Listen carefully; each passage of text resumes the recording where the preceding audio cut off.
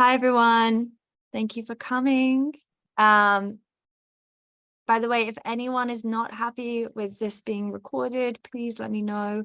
I'm recording at the moment so that anyone who can't attend can also view the session. If possible, it would be great if we can start off just while people are coming in. If you can put your name, the country you're from, and one word for what you see as the future of the climate for Africa in the chat, that would be amazing. I'll start off just so that we've got a little example. So please feel free to put your name, where you come from, and one word for how you see the future of the climate in Africa in the chat. That would be fantastic.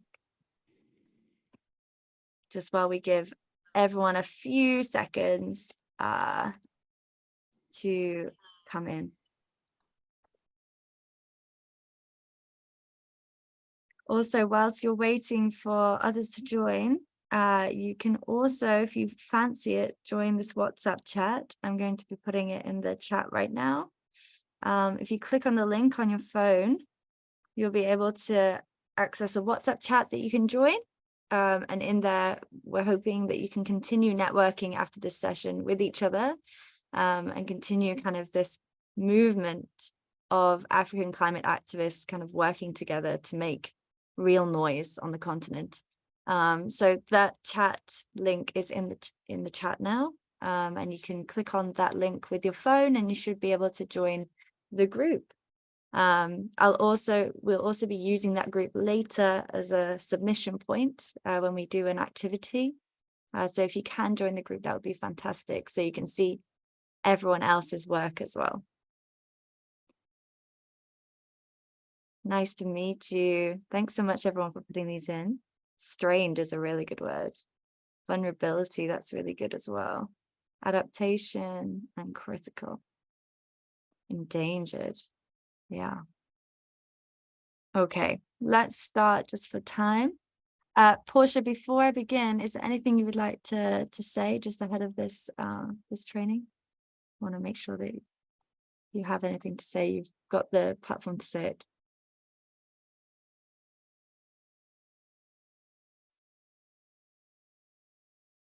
Fabulous. Okay, no problem. I'm gonna pin myself just to make sure everyone can see me.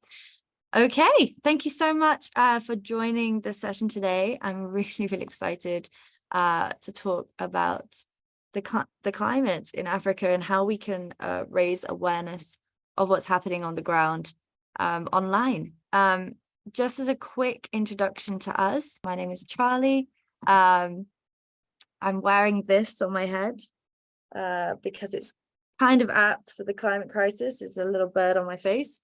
And I come from a company called Scene. What we do is we publish to over 5 million followers, subscribers every year across lots of different platforms. And what we do is we target Gen Z audiences with really topical stories that are important to the world from the Gen Z perspective. So we have people actually presenting their stories from the ground on camera.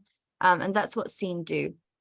So today I'm going to be talking about how you on your own personal platforms can kind of boost your followings and boost the kind of noise that you make on social media so that it's seen by the right people and that policy changes happen. And that's what I'm going to be going through today in practical steps. This particular training is in 3 parts. The first part, we're going to be talking about the importance of defining not only your offering, but also defining kind of what kinds of stories, what kind of content you're making. And we're going to break down what an impactful piece of content looks like. And then in the second hour, I'm just going to move on. I think everyone can see my screen now. In the second hour, we're going to go through Shorts model, which is breaking down why shorts are the way forward for awareness and how to make an effective explainer. We're going to have a little go at making actually an effective explainer piece, which is going to be really fun. And then in the last part, we're going to be talking about algorithms and how to really boost your messaging online. And that's not just on Facebook or Instagram, that's also looking at Twitter strategies as well, and how to kind of make sure that the people that you need to see that content are seeing it. So we're going to break down those parts at each stage, and in between each one you'll have a short break as well. So don't worry about making sure that you're hydrated, making sure that you stand up and give yourself a little stretch. We'll be having breaks after each part, each section of the training. Okay. If you have any questions at all through the training, please put a quick message in the chat and I'll pause to answer it. You can also obviously put your hand up using the emoticons, and I will also pause to kind of answer your question and support you there. We're going to have spaces as well to work together and kind of brainstorm as well. So I'm really excited to kind of hear your input and hear from your own personal experiences as well. This is not just me as an expert telling you what to do, it's also us kind of working together, collaborating and understanding kind of what you're currently offering and how we can kind of improve on that. Okay, so climate stories. This is the first part of the training, and we're going to be talking about how to structure amazing stories and ignite trending conversations online. The first thing I wanted to say is I wanted to really stress the importance of making sure that you're offering a video offering on your pages. If you are hoping to raise awareness of climate issues in your area, and you're not making video content, but are trying to make a buzz on social media platforms like Facebook, Instagram, TikTok, you need to be making video content. This is even true now for LinkedIn. LinkedIn is also, as a platform, moving towards video. And all basically the reason why I'm stressing making videos so hard is because all of the social media platforms that you might want to be operating on to kind of raise awareness are also prioritizing video. So if you're making a print post, it's not going to be boosted. It's not going to be shown to as many people as a video would, because they are all trying to become the next TikTok. You might have noticed how your Instagram has changed recently. You might have noticed Facebook now have a Reels feature and a Stories feature like Instagram have. YouTube are now offering short versions of video as well as long versions.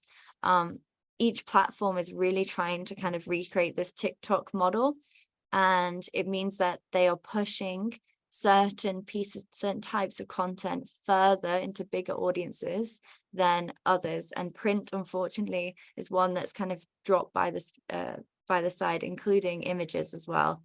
Instagram itself came out at the start of the year to tell everyone that they were actually no longer a photo-based platform, but actually video focused.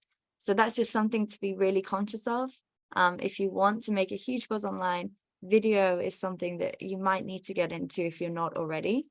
And today we're going to be talking through some steps in terms of making sure that your video really performs well, as well as some steps to make sure that your print, as I said, on Twitter particularly, outperforms as well. Okay. So first you need to know what kinds of stories you are looking for. Story checklist is super, super important. When Scene started and when we started to grow, we did every single story under the sun. If we were trying to cover a climate story, we might do climate content where we focus on droughts, and then we might go and focus on and do a big heavy documentary on the fossil fuel industry, for example. And then we might do a a very light-hearted look at sustainable businesses. We were jumping all over the place. And when we first started, we were really covering things that the audience weren't sure who we were. They weren't sure what we were offering, and they weren't sure how we stood out as a company, also how we stood out as journalists. They didn't understand what we were offering for them to come to. And when we focused in, we realized that people then knew who we were and knew why to come to our particular platform. And that made our numbers grow, it made our engagement grow, and it helped kind of define our identity. So as a climate activist, you have to create an identity if you want to succeed on social media, if you want to succeed in kind of getting your causes seen by as many people as possible on social media. You need to define what your identity is in terms of what you are most passionate about and what your causes are and how you present those causes. Giving yourself a brand identity will help you kind of create an image online that will help people easily engage with you and understand what you are offering to them, so that they can then kind of lead the charge in helping engage with what you're saying. So that's why brand identity is really important. And each influencer, for example, that you know has a specific brand identity that they've created themselves and they stick to that style. They stick to kind of their key offerings throughout their content. And that's what you need to do as activists as well within your social media space. What do I mean by that? So Greta Thunberg is a really interesting example. Greta Thunberg is known for 3 things. She's known for school strikes for climate. She created this campaign. She said, okay, I am sick and tired of my country's climate policy. So I'm going to strike for climate. I'm not going to go to school. And that was her decision. That was one thing that she did that no one else was doing at that time. And that was her campaign. And she sat there outside Parliament and didn't go to school, and then called for other people online to join her in that movement. Okay, so she started that movement. That was her one brand identity, is strike, don't go to school, so that the grown-ups listen, basically. She also got her parents to change their actions. So looking again from that kids telling adults what to do kind of brand identity. And then 3, she now challenges politicians. So again, she's challenging adults about their climate policy, and is playing that, not playing, but her content is always performing to the fact that she is a younger person challenging the grown-ups in terms of what they are doing about the climate. That is her brand identity. That's what she's known for. That's why she gets press. And that's why creating this brand identity for yourself is so important. There's so many people shouting about the climate. Not enough people are actually acting on climate change, but there's a lot of people online shouting about it. So how do you and your concerns and your campaigns and what you care about most and what you feel very passionately about in terms of enacting change, how do you get visibility? You create something that people can easily connect to, something that people understand, and you create a brand identity. So I wanted you to just think for 3 minutes about what your brand identity might be. Think about 3 points, 3 checklist points that might sum up what your personal activist identity might mean. That it might mean that you are really passionate, for example, about drought. Perhaps you really zone in on that one issue. Perhaps there's a deforestation activity happening in your area. Perhaps that's the issue that you really want to focus in on, and that becomes your brand identity. Perhaps your brand identity is part of how you do your content. Maybe you are focusing only on interviewing other people on the street about their awareness of climate change. Perhaps that's part of your brand identity. raising awareness that people aren't aware of climate change. So think about how you are presenting yourself online, and have 3 minutes now just to kind of jot down what your 3 checklist points are. If you're comfortable putting them in the chat, feel free. And I'll just give you 3 minutes now to kind of think about that particular one. For those that came in late, thanks for joining. There is a chat link in the chat. Higher up, you have to scroll up. Is a WhatsApp chat link. You can join that if you want to. It will help you continue networking after this session with the other activists. And that's in there for you to join on your phone. Okay, that's in the chat if you want to. So have 2 to 3 minutes now just to think about your checklist. And then I'm going to show you what Scene's checklist turned out to be. Okay, Amal, I love yours. Advocating as a young climate change negotiator, raising awareness and putting forward actions with my private sector hat around climate finance, and boosting climate action, my NGOs network, particularly Scouts. Fantastic. So you're that connective tissue, aren't you? You're the person who's going to the individuals who can make change, and you're holding them to account. I love that. That's your brand identity. Is anyone else brave enough to kind of share their 3 checklists? Until becoming one. Exactly. Anyone else want to kind of put their mic on and just share their checklist quickly? No pressure. You can also just write it in the chat. No? Okay, no problem. All right, swiftly moving on just for time.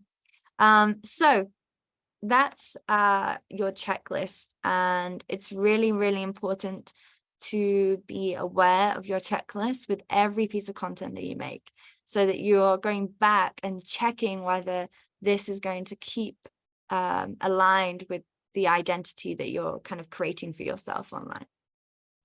The scene checklist, by the way, is unique, young, constructive, and visual. All of our stories have to be 1, unique, 2, they have to be young facing. All of our audiences are Gen Z, so we have to focus in on that market.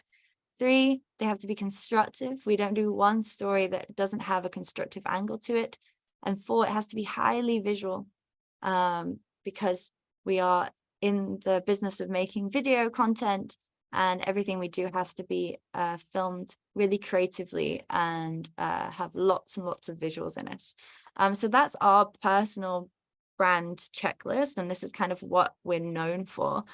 But more specifically, when we are doing any content, the 3 questions that we ask ourselves to make sure that we are aligned with those 4 checklist points is: 1, is it visual?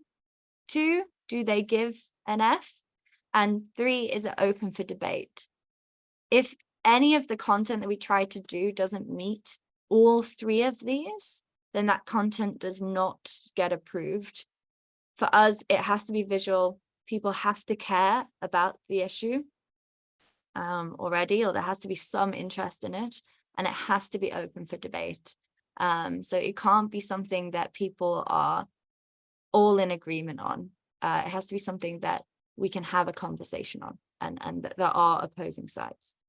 So that's something that Scene asks ourselves every single day. And when you've got your checklist in front of you, perhaps think about those questions that you might pose to yourself every time that you make a piece of content, to make sure that you're still hitting those checklist points, you're still hitting that identity that you've created for yourself, that will allow audiences to understand kind of why they might come to you, to understand what's happening on the continent, for example. Okay.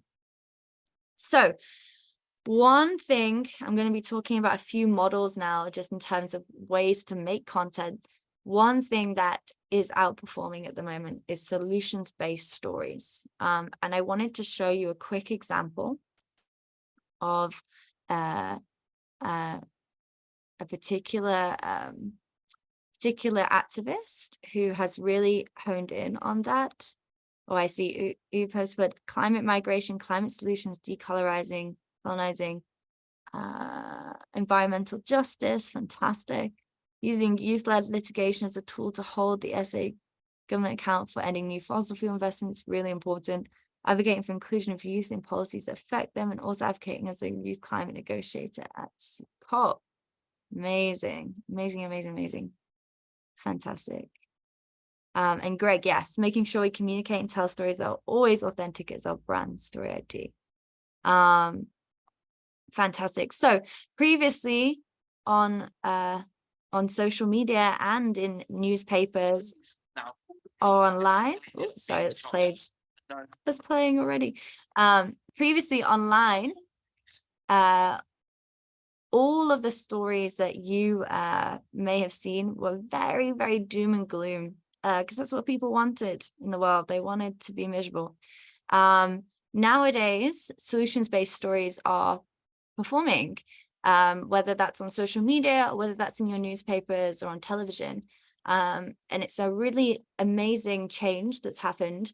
It's definitely changed the way that journalists approach their stories. You're seeing a lot more solutions-based content recently. And it's also meaning that there's lots of activists popping up on social media who are framing kind of their content to be like, here's the good ecological news, or here's people changing the world for the good. Sam Bentley is one of those activists. He has created a whole account on TikTok with over millions and millions of views of him literally standing there with a green screen lens on, of stories that he's come across online that are happy kind of solutions-based stories on the climate. This is one example of a story that has been really super popular. If they're in danger of being chopped down, and no, I'm not joking, trees are cut down illegally all the time. In fact, up to 90% of rainforest logging is illegal. So the Rainforest Connection created a system to help protect forests by putting phones in the tops of trees with solar panels and a powerful microphone that can listen constantly for any sound of illegal logging or other things that could threaten the forest. The very moment a chainsaw is used in the forest, the sound is picked up by the phones and an alert is sent to local partners who can intervene immediately and halt the logging. The entire process happens in a matter of minutes. The devices cost very little, have no negative ecological impact on the forest, and they can detect chainsaw noises up to 1 kilometer in the distance. The devices have been used to protect a variety of precious wildlife, such as gibbons in Indonesia, and have helped local people fight deforestation too. So he's just got all of that probably off their website, off the Rainforest Connection website. All of the visuals in this are sourcing them. And I'm not saying that you should follow the exact same model that he has. His model is very, very easy, very simple. But it's not necessarily something that is amazing activism. It raises awareness of very cool projects, but it doesn't necessarily kind of cause me to write to my local politician or knock on my neighbor's door to tell them about this amazing thing. That does work though. Those kinds of stories and those kinds of angles do work, and people do engage with those more often than just a doom and gloom story. So what I'm saying is, when you're looking at the issues within your area, issues that you want to raise public awareness on, when you're creating kind of content around those issues, you might want to try a particular model where you actually start with a solution. You actually start with approaching a business or approaching a person in the community who's actually trying to fight it and actually trying to change it, and focusing the story on them rather than this huge problem that is kind of presented as something that you can't solve.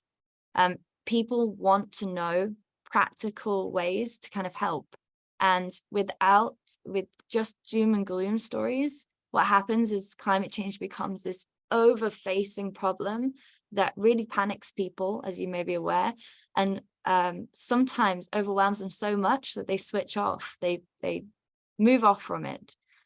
So presenting kind of people who are kind of actually taking a step forward in terms of solving it in some new or an unusual way can help people feel inspired to kind of help and take action too. And it also gives them a place to connect with. If you include, for example, the person's website, if they're a business, for example, a sustainable business that are reinventing something, you can link their website, and it gives people practical actions to kind of help support a practice that might not be harming the environment, for example. Solutions-based stories do outperform. We followed this kind of model when we did our climate series on Snapchat. We partnered with Snapchat on a Snapchat original. It's called First Person. And basically what we did, and I produced this show, is we worked with several young climate change makers who had basically decided that they were fed up with the climate issues in their region, in their area, and had come up with an ingenious solution to it.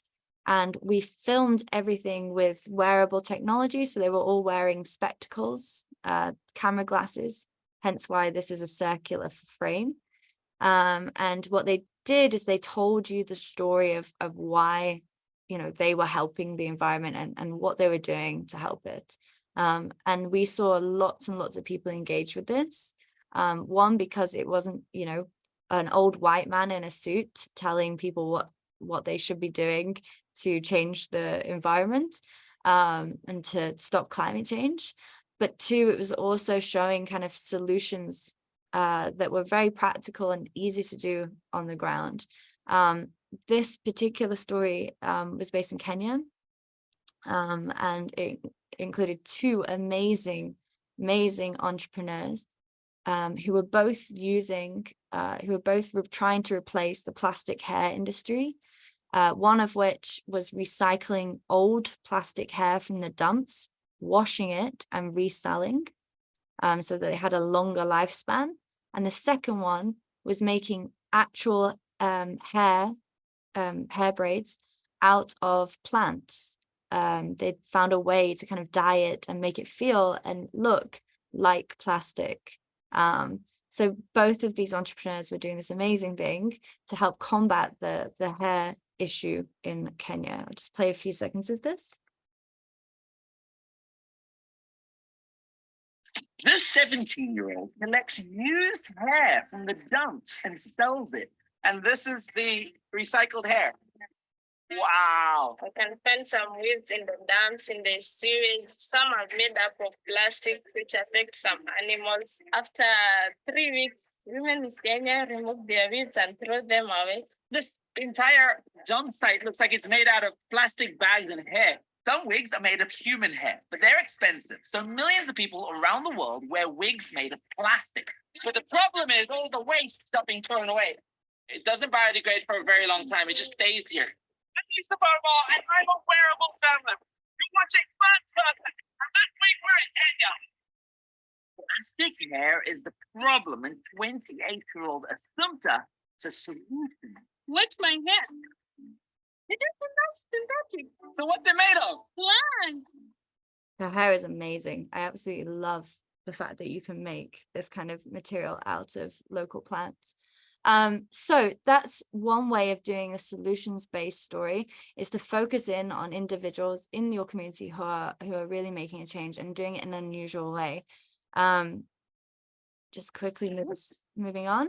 So how do we make the doom and gloom as a positive boom? How do we frame it as that? One, you have a surprising solution or fascinating characters. It's really important that you're not presenting something that people might be familiar with as a solution. For example, going to a recycling plant isn't going to perform as well as if you had found someone who is recycling something in an unusual way. For example, recycling old plastic hair into new plastic hair is a very unusual way of recycling, and that is a story because it's unusual and it's interesting. And and the fact that she's had to resort to that because of the amount of plastic hair that she's surrounded by in the dumps in that particular area. So surprising solutions are really, really important. And this goes to also if you're not interviewing other people, but if you're presenting solutions that you're working on as well. If you're, trying to actually make a change in your own community, think about ways that you can make your thing surprising or have a fascinating character at the center of it, someone who's gone through struggle and has decided that enough is enough. Having those kind of 2 tick points really make people engage with the content. 2 is visuals. Again, if you go to a recycling plant, taking the same shot of people kind of sorting through the rubbish is not necessarily going to make your content stand out. Whereas if you've got a plastic bag and put it at the camera, for example, like that, it's a bit more unusual and it's a bit more social media ready. That kind of movement and those kind of visuals that are a little bit more playful and a little bit more fast moving and engaging get people's attention. And that's how people on TikTok, for example, influencers go viral is also the fact that they're dynamic and have fast movement. 3 is the emotional connection. If people don't connect with the story emotionally, they're not going to share it. Especially on Facebook. Facebook, you have to get people to care for them to share it and keep the video and the content growing amongst their networks. So an emotional connection is important. This does not mean you are crying on cue. It does not mean you're acting. It does not mean you're asking people to pretend that something is worse than it is. That is not what I'm saying. What I'm saying is if you have spoken to someone and they've got a particularly harrowing story, you use parts of that interview as the top thing in the video. You put that at the very beginning.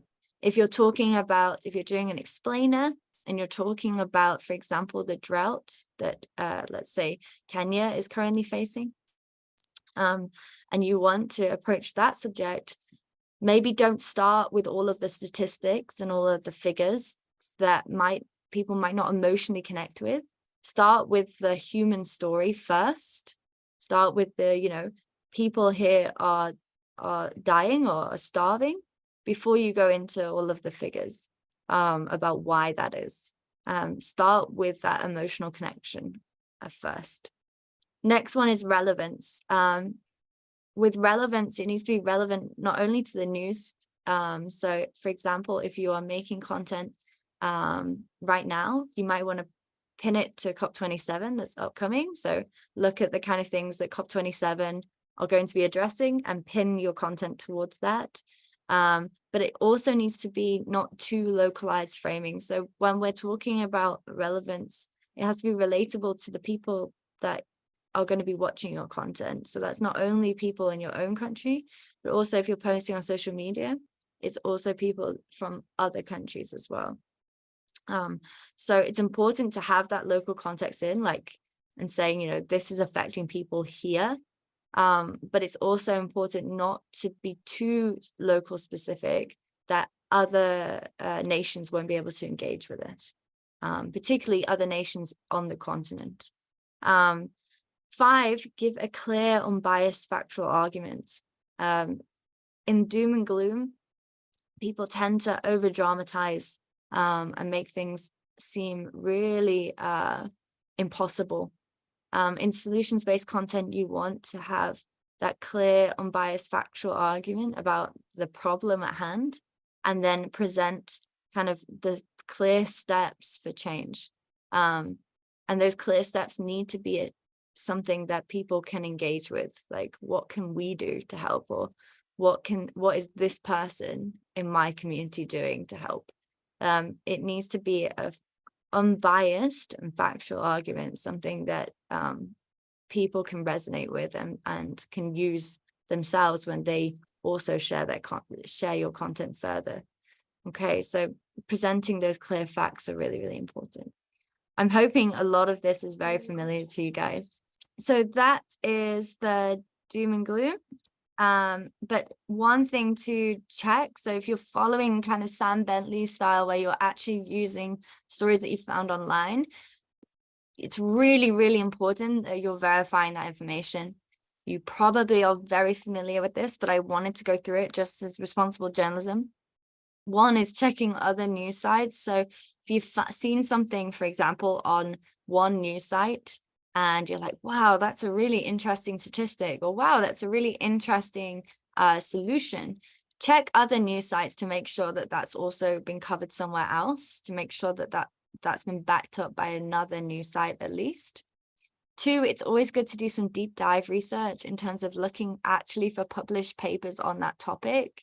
So for example, if you're talking about a solution where we did a story in that first person climate series where we were focusing in on the construction industry and the actual emissions that the construction industry has.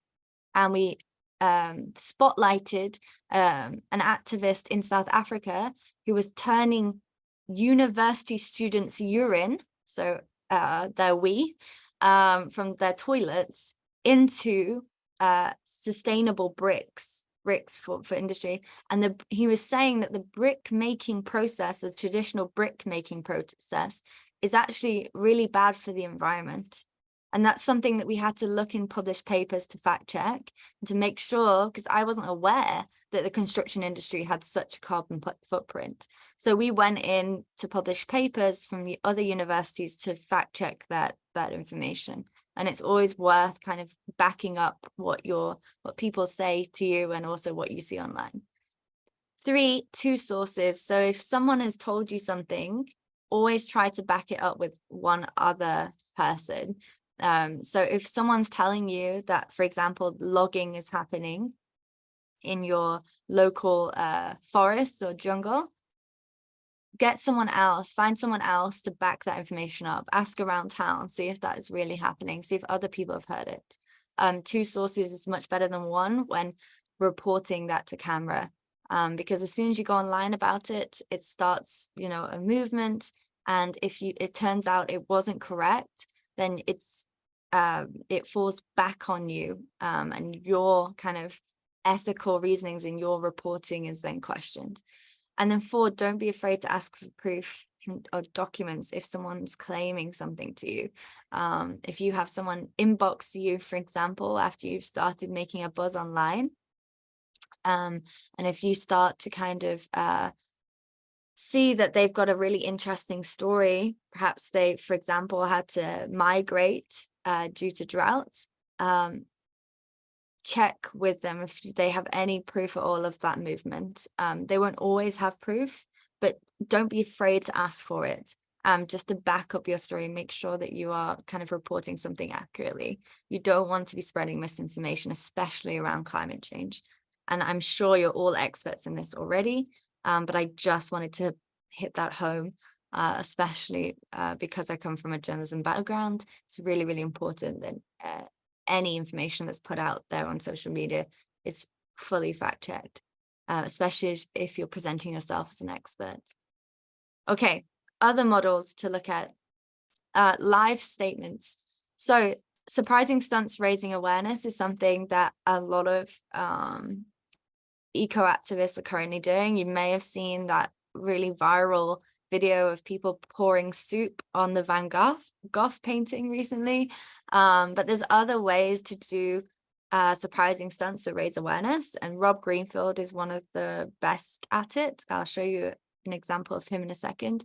And then the other thing that we've seen a rise of recently is engaging vox pops, challenging understanding. So it's really important that you always get permission from people if you're going to film them and ask them questions, and make sure that you get that permission on camera. They're actually saying on camera that they're happy for you to film them. But sometimes asking just people in the streets basic questions about climate change or their awareness about climate change can make really interesting content and really raise awareness of kind of the state of understanding in your region. We're currently doing this actually with Oxfam International. We're working with Oxfam, and it's proving to be really interesting, the kind of responses that we're getting. So Rob, Earth Stories, I wanted to show you a really simple example there, but let me just quickly show you Rob Greenfield. Okay, so this is Rob Greenfield. So what he's done here is he's actually decided to wear all of the rubbish that he consumed over a month period on his body. So he's wearing bin bags, and what he's done is he's put all of the rubbish that he has used into those bin bags on his body over the course of a month, and is then physically walking around with that on. And that became something that people really engaged with, and so much so they actually did a TEDx talk on it. Rob Greenfield does a lot of different stunts. He did one where he didn't shower for a year as well. It's not always, the best model. It can be very disruptive for your life, but it does make content that people do engage with, and it does make people think. So it could be something that you build into your brand identity. It could be something that you feel you can do, and that might help you raise awareness online about issues that you really, really care about. Rob Greenfield has had stages with lots of policymakers because of these the acts that he's been taking in terms of not showering for a year, and walking around with the trash on his body like this. Very visual representations of the problems in our society and he talks about ways to solve them. So it's a really interesting model, something that I think a lot of people could potentially learn from. Okay, one other example just quickly. This is an example of a vox pop. If you've never seen a vox pop before, you probably Is climate change real? And if so, probably will why? recognize it straight It's away. definitely true. Yes, science. The weather, everything is changing when you go into the Alps. The weather is crazy. There's so many thunderstorms right now. Had the world around us. When you look to Pakistan, and a third of Pakistan is underwater, and it's our fault. Yes, I believe it's real. There's snow coming very, very lately now, but when it comes, it's too much. Put summer on record in Europe. That's what they said. So yeah, I believe it too. Is climate change real? And if so, So they got a really good reaction from the first guy, but I don't think the other comments were that interesting. Earth Stories does this a lot. There's quite a few different accounts on TikTok particularly, but also on Instagram Reels that are really into vox pops in this way. But there's not much representation in the climate space at the moment, and it could easily be something that you might want to jump into, especially with the kinds of things that you can chat about on the continent, in terms of the fact that a lot of the countries that you live in actually don't contribute much to the climate problem. There's a lot of interesting conversations that you can have with people on the street about the fact that, you guys on the continent will be seeing kind of the worst effects of climate change despite not being the main perpetrators. And that's something that might be really interesting to get reaction to on the streets in your local area, and might be something that other countries engage highly with. That's something to just be aware of. It's a model that is working for a lot of different formats. People are doing it for politics on lots of different subjects, and I think it would work really well for climate change, and Earth Stories seem to think so too, and they've been doing a lot of content like that recently. So something that you might want to look out for as a content model. Okay. Any questions just while I'm switching back to the PowerPoint? Everybody okay so far? Okay, fabulous. Great. Okay, so next I just want to talk about hacks. This is something that I don't think many people kind of approach on the continent itself, and I think there's appetite for it. Hacks, a lot of hacks videos are very much Americanized, very much like, here's 5 easy eco-friendly swaps you can do, and they usually kind of swap your soap bowl for this. I think there's a lot of practical ways that you can present hacks to kind of give people actual actionable steps. So 5 ways to make politicians hear your climate concerns could be a content piece that you do. 3 ways to eat less meat could be something that you want to do if that's a topic or a passion that you want to kind of converse on. What I found really interesting recently is Global Citizen did a text example of this. They did a text example of this recently on the Nigeria floods. 8 ways you can help those experiencing the climate crisis. And they listed out ways that people could actually take practical steps. Spoiler alert, 5 of these are actually kind of donating to global relief agencies. And then they go on to educate yourself, take action with Global Citizen, and keep using your voice, like asking people to kind of tweet about the issue. But it's really interesting model. It's definitely something that people do engage with, and something that you might want to kind of also add to your brand and put on your social media accounts. Just very simple steps for people to kind of engage or make a change. And some of those we might discuss today, and it might inspire you to kind of go forward and kind of give people those means for action. Because as I mentioned at the beginning, there's a lot of appetite for action, but a lot of people aren't explaining how to actually do that, especially on a local content. Like, how do people, for example, in Nigeria, take action on the floods? How do people in Nigeria kind of raise awareness of the floods in their particular region? That's something that's not spoken about enough on social media, and something that could be a space that you kind of walk into. So that's really, really interesting, and something that you might be interested in. Nearly at the break now, so I'm just gonna quickly run through. I see there's something in the chat. Let me just quickly check. Oh, Greg's. Okay, cool. So edit structure. The most engaging 3 seconds have to be at the beginning. So this again is back to video content specifically. When you're making video content, you want to make sure that your first 3 seconds of video are the most engaging. You basically have 3 seconds to get people to listen to you. That's 3 seconds. So if you put kind of a board up with a logo or something like that in your first 3 seconds, you've lost those people. If you introduce yourself and say, hi, I'm Charlotte and I'm from the UK, you've lost them in the first 3 seconds, because you haven't given them a reason as to why they should kind of keep watching. Okay, they might not be as interested in you as you might think. So making sure that whatever your story is about, you have that at the beginning, at the very beginning of your story. So you have a teaser of what you're going to be giving in the story at the very beginning. So that could be an interesting quote from someone that you've spoken to. For example, someone who's had to leave their home due to drought. That could be something that you have a little snippet of their conversation with you at the top, that hints to the drought issue or migrating. For example, I had to leave home due to this. Or it could be, you saying, did you know this is a huge issue? Or why do you think I'm why do you think this is the hottest year on record, for example? Just teeing up what the kind of conversation you're going to have in the first 3 seconds is really important.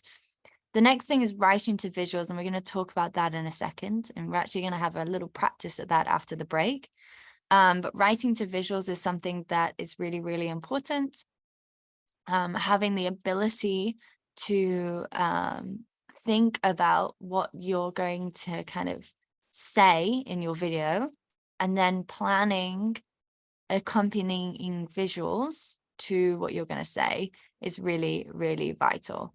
Having visual representation of some of the concepts that you're going to be talking about in terms of climate policy helps people understand it further. If you're talking, for example, about extreme flooding, and you're talking about crop derogation and irrigation, in terms of kind of saving the crops, people aren't going to necessarily understand what that means. So having visuals accompany that helps people's understanding. And it's really, really important that when you're trying to educate people and trying to kind of enthuse people on this really vital and critical issue, that you're also thinking about understanding, and to make them understand, visuals are really, really important. And then ending with a question or a constructive conversation creates further engagement. So if you think about your video as kind of a 3-act structure, you start first with the most interesting, surprising bite at the beginning. Bite being something that somebody said to you that you were speaking to, or maybe a interesting statement at the very beginning about the issue that you're going to be talking about. 2, in the middle, you've got all of these visuals kind of helping you talk about complicated topics and breaking those down for individuals. And then 3, at the very end, you've got this question or constructive conversation, asking people to really think about this issue for themselves. So like, how is climate change affecting you? What are you going to do about the planet? Questions like this can help people really actually think about and reflect on how this kind of issue is going to impact them, and it also helps them to enact change. Constructive conversation can sometimes be, you know, if you're concerned about the climate as much as I am, you can take the steps in the comments below, and actually point them towards the comments where you might put some links to places that they can go to kind of enact change, for example. Trying to create conversation, further engagement is really important, and we'll go through why later, but just in short, it's because the more comments that you get, the more likely your video or your post is going to be boosted up into other people's feeds. In terms of audience members, you're going to receive more of them if you've got more engagement on your posts. Okay, hopefully everyone's had a little bit of a rest and is ready to go. Fantastic. Thanks so much for listening so far. Before I share my screen, in the chat just a second ago, I dropped a link. It's for a Jamboard. If you've never used Jamboard before, the link should just take you straight there. But if you have any issues at all, just feel free to speak out, put your mic on and just let me know. But if you click on that, I'm going to be showcasing some of that in a second, and we're actually going to have a go ourselves. So hopefully you've been talking and thinking about these storyboards. So making a short video on 3 tips on how people can raise awareness of the climate issues in their area. I included this particular example here, which I thought was fantastic, which is a campaign to save forests in Uganda. Basically, the person who started this campaign tweeted about the Save the Forest every single day for a few months, asking other people to join their cause. They set up a change.org petition to kind of help people take action to support their cause, you know, sign their name and write why they care about that subject, so they could show physical support for that particular issue. And then they made a Twitter page. They actually made a Twitter page called Save Bugoma Forest once the hashtag had some traction. So they now have a central place to kind of post updates about the issue and really kind of get people to kind of engage and care with that particular issues. I thought that was a really interesting kind of example of how people can raise awareness of climate issues in their area. But quickly, just on this particular activity, I'm just gonna stop sharing very quickly just so I can change to my storyboard. By the way, if you've just joined because you were having connectivity issues, if you click on the link in the chat, you'll see where I am right now, which is this climate storyboard. Okay, so what do I mean by a storyboard? What I mean is mapping out exactly what you're going to film and what you're going to say in your content, instead of just kind of picking up the phone and attempting to kind of go for it. The reason we map things out is, one, to make sure all your points are coming across effectively and that you've thought about those engaging first 3 seconds. And 2, to make sure that you've thought about the visuals, the visual components, and how people are it's gonna help people understand what you're talking about. So for this task, what I've done is I've made a little example for you. So in the first, what I thought for the first line is I was going to say, sick of the doom and gloom, ever wondered what you can do about it? And when I'm doing that action of what you can do about it, I'm going to have a newspaper on my face like this, and it'll have, I'm going to write doom and gloom over it, and I'm going to rip that newspaper off. And say, sick of the doom and gloom, ever wondered what you can do about it? And then I'll put the newspaper on the camera like that. Sorry, Charlie, sorry to disturb you. I No just wanted to problem. ask you if you could please send the link in the chat again. Yeah, Yeah, of because I course. can't see it. Thank you. No problem. I think it may have just been because you dropped off. Let me send it one more time. Here it is. Okay, hopefully you can see that now. So sick of the doom and gloom, put the newspaper on the screen, and then I was going to come back out with, here's 3 ways you can actually make a change to our climate. You can see that I'm actually, with the Google images, I've literally just taken these images of Google. The Google images, I'm representing to myself what I'm going to film visually. And that's really helping me understand what this actual video is going to look like. The third one, I'm going post. Find a trending hashtag on your topic and keep using social media as a tool to raise awareness. Okay. On this one, I was going to take a video of me kind of posting like this, or I might just actually take a screen recording of me pressing post on my phone. But I also wanted to kind of play on the fact of this viral image that went viral with the gorillas in the background, which did raise awareness of that particular animal's extinction. So kind of raising awareness of an example of where kind of someone has gone viral on social media about their topic while I'm talking about it can be really useful for understanding. Next one, I'm going to say number 2, join global movement groups that help you put pressure on local business leaders and politicians. So there I was going to show a screen recording of change.org and maybe a screen recording of Greenpeace or any other individual websites that kind of and groups that can help you make a change. When I'm saying that, I might actually have the icons pop up around me on the edit, or I might just have that screen recording, whatever's easiest for me to do. And then 3, make easy changes to your habits, like eating less meat. So I'm a vegetarian, so for me, that might be something that I might want to push. So make easy changes to your habits, like eating less meat. And for that, I was going to push away a plate of meat. So I'll have a shot of me just pushing away the plate of meat. What I like to do at the very end of every video that I do, when I'm doing that kind of constructive comment, I want to make sure that the visual that I'm doing at the end kind of links into the visual that I did at the beginning. So on this bit, I'm saying we can't save the climate on our own. We have to work together to stop big corporations from destroying our environment. And when I do that, I'm going to rip up the newspaper that I had at the beginning with doom and gloom written on it. So that's what I was going to do for my video. This is kind of the structure of my very quick 1-minute video.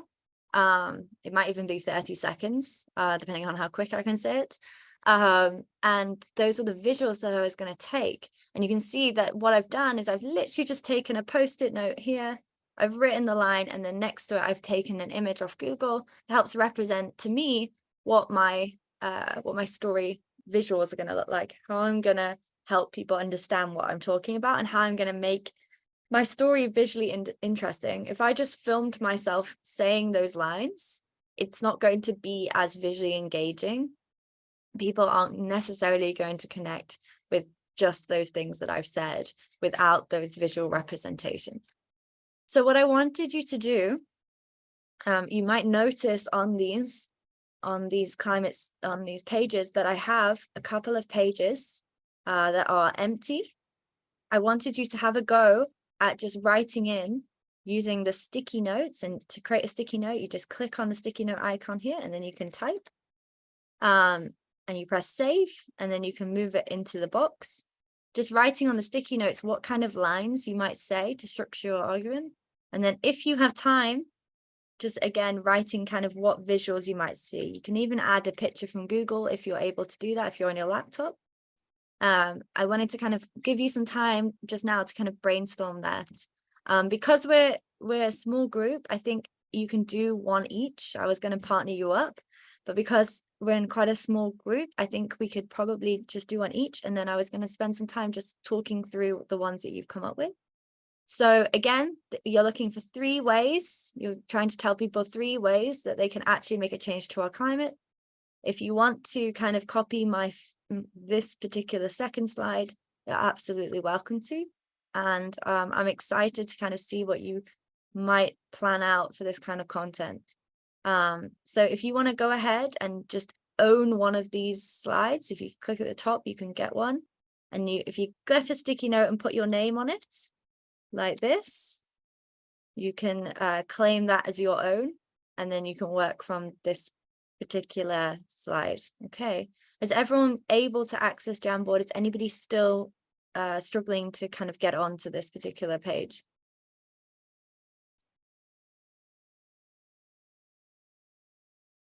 Okay, everyone's sorted. Fabulous. I'll give you a few minutes, let's say 10 minutes to do this. I'll keep an eye on the boards and I'll help whoever needs help. If you want to just shout out and say, oh, I'm not sure about this, or I'm not sure about that, in terms of using Jamboard or even the storyboard, then we can work together on this. Okay. The reason this is so cool to do is that it really helps plot out your content, and it will improve your content no end. We do this with every single story that we do. I've taught lots and lots of influencers to do this as well, from lots of different topics, and big corporations as well, to do this on their brand strategies. And it really, really helps map out the content that you're creating to make it better and more engaging. Okay. Let me give you some time now to work on that. James, by the way, if you're still on here, I'd love to see yours, if you can get in there as well. See if you can do a better version than me. All right. Thanks so much, everyone. Can do.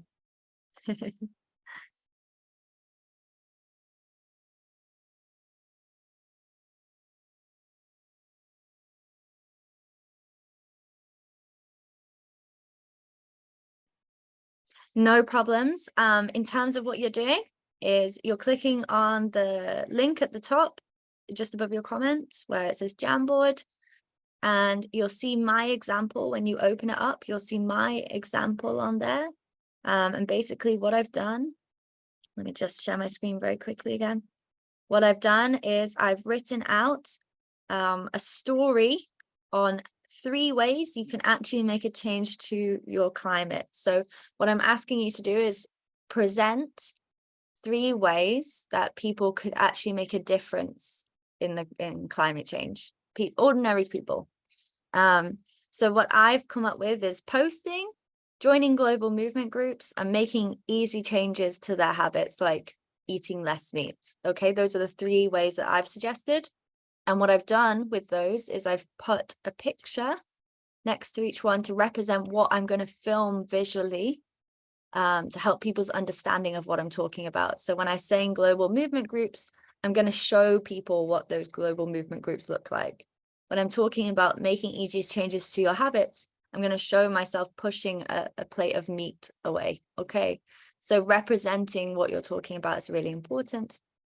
So what I've asked you guys to do is start building your own script on one of the free slides. You can use a sticky note to claim it as your own, just writing hi, just writing your name. So Charlotte here, putting it at the top, and claiming that one as yours, and then use sticky notes to write in your lines. So for example, you might say, Kenya, let's say Kenya is suffering from drought, but how do we help, for example? And then that could be your first line. And then the second line might be, for example, here's 3 ways to actually make a change. And then you can list out your 3 ways. If you have time in the next 10 minutes, after you've written out your lines, add what you might take a picture of or take a video of to help understanding. So Kenya is suffering from droughts. You might want to, visual might be taking a handful of soil and sprinkling it on the camera to represent, you know, how dry the environment is, for example. Okay, I hope that's clear. Let me remove these for anyone who wants to jump on this one. Let me know if you have any other questions. Let me have a quick look at everyone's. I know you haven't finished, a few of you. It's absolutely fine. Sibu, your photos are amazing. So we've got the climate crisis here with us now. It can be overwhelming to take everything in while those who are in power fail to protect us and our planet. But what can you do about it? Sibu, do you mind? Can you talk through your storyboard if that's okay? You able to put your mic on? Yes. Okay. So I tried to obviously, do something similar to like use the ideas that she gave us. Yes. So that's the first slide. So I can just go read it. So it says the climate crisis is here with us now. It can be overwhelming to take everything in while those in power fail to protect us. But what can you do about it? And then I put a picture of a girl there, a girl, and it shows that it's planet Earth in the background, lots of pollution, and it's just like, it's a haze of just different things all at once, which represents the part that is overwhelming. Mhm. I think I could have also put maybe like a person with like when you have an idea and there's like a bulb, at the top of your head to like show what can you do about like ideas. And then the second one, here's 3 ways you can actually make a change to our climate, and then shows the hand with 3 ways. And then first way, find out what climate organizations exist around you and how you can support their work. Many of them are willing and ready to help, to get help from eager people like you. And then shows a person searching on the net. And then the second one says, pay attention to how much plastic you use and take action to reduce it. Our oceans need you to do it. And then I put a picture of a turtle there. I wanted to put a picture of, someone like not used, like just how you did with pushing away food, but like pushing away plastic. But Yeah. I was for that emotional sort of to invoke emotion, which I think a turtle could also do. So it's just like, also maybe this is a question that I have, like, if you have, I mean, if like, what do you prioritize? What do you choose? What do you choose to include and exclude when you're trying to, get that? You obviously want a response, but you also want the person to know what you're talking about. I'm not sure if that makes sense. Yeah. So what I would say is emotion is super important, but you can build emotion in with the things that you're saying as well as visuals, right? What I would prioritize is things that you can actually film yourself over kind of stock footage if possible.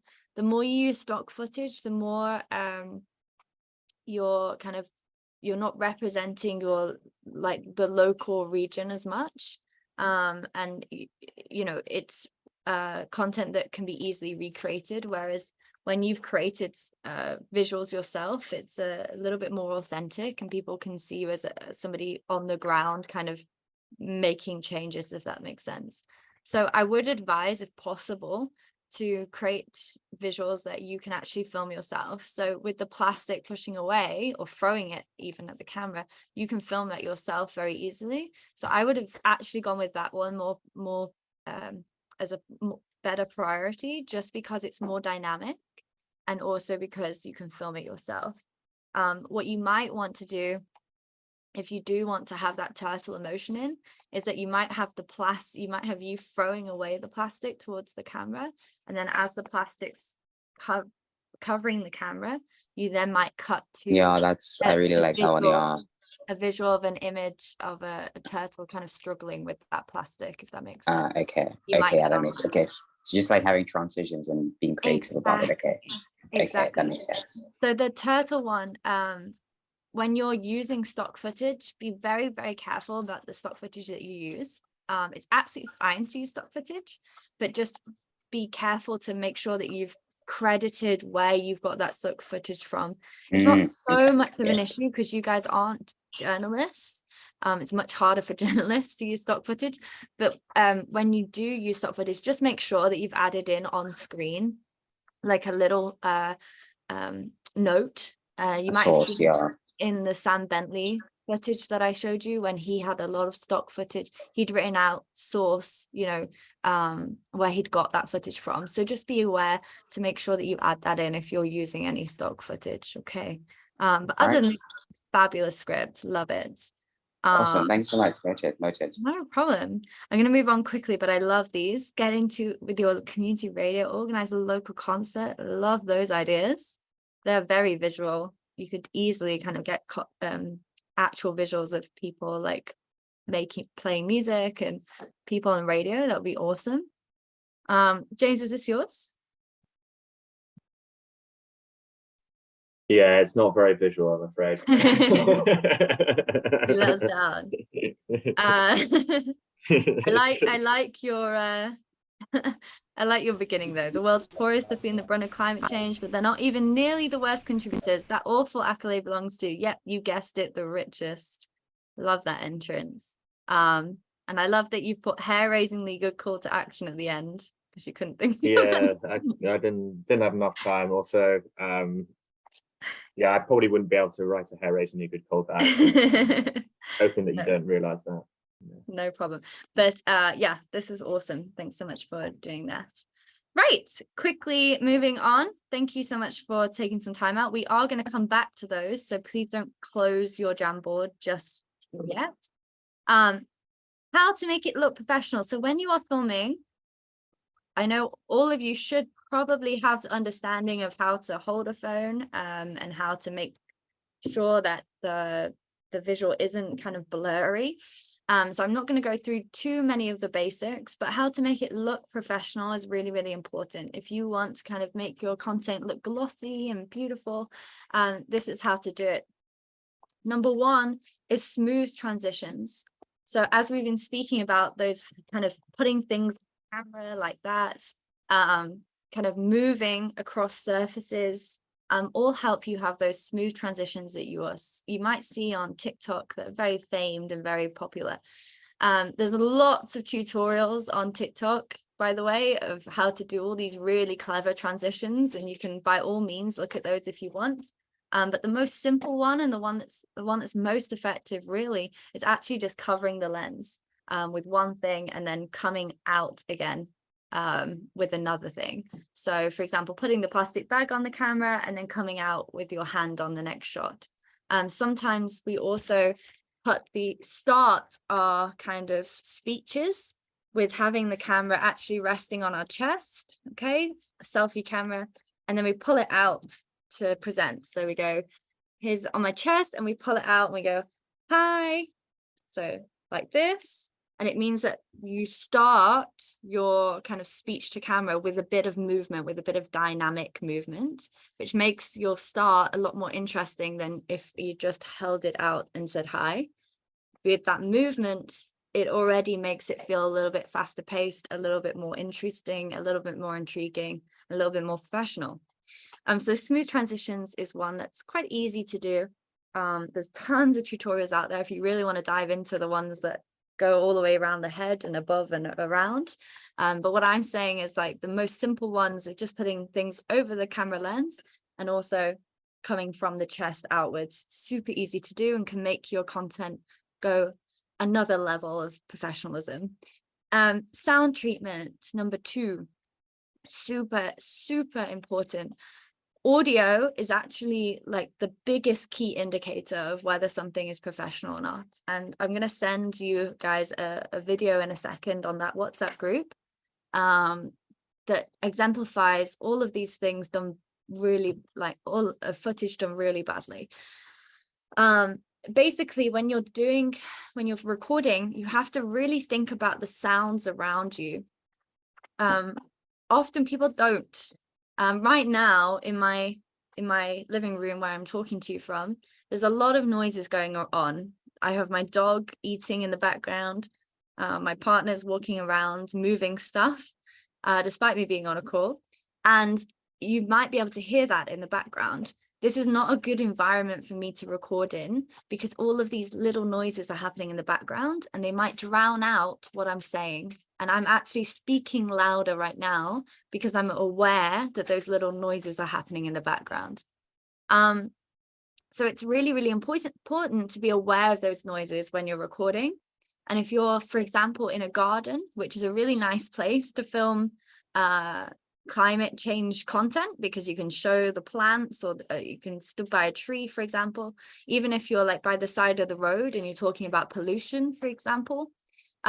All of those things are really great for visuals, but they can be problematic for sound.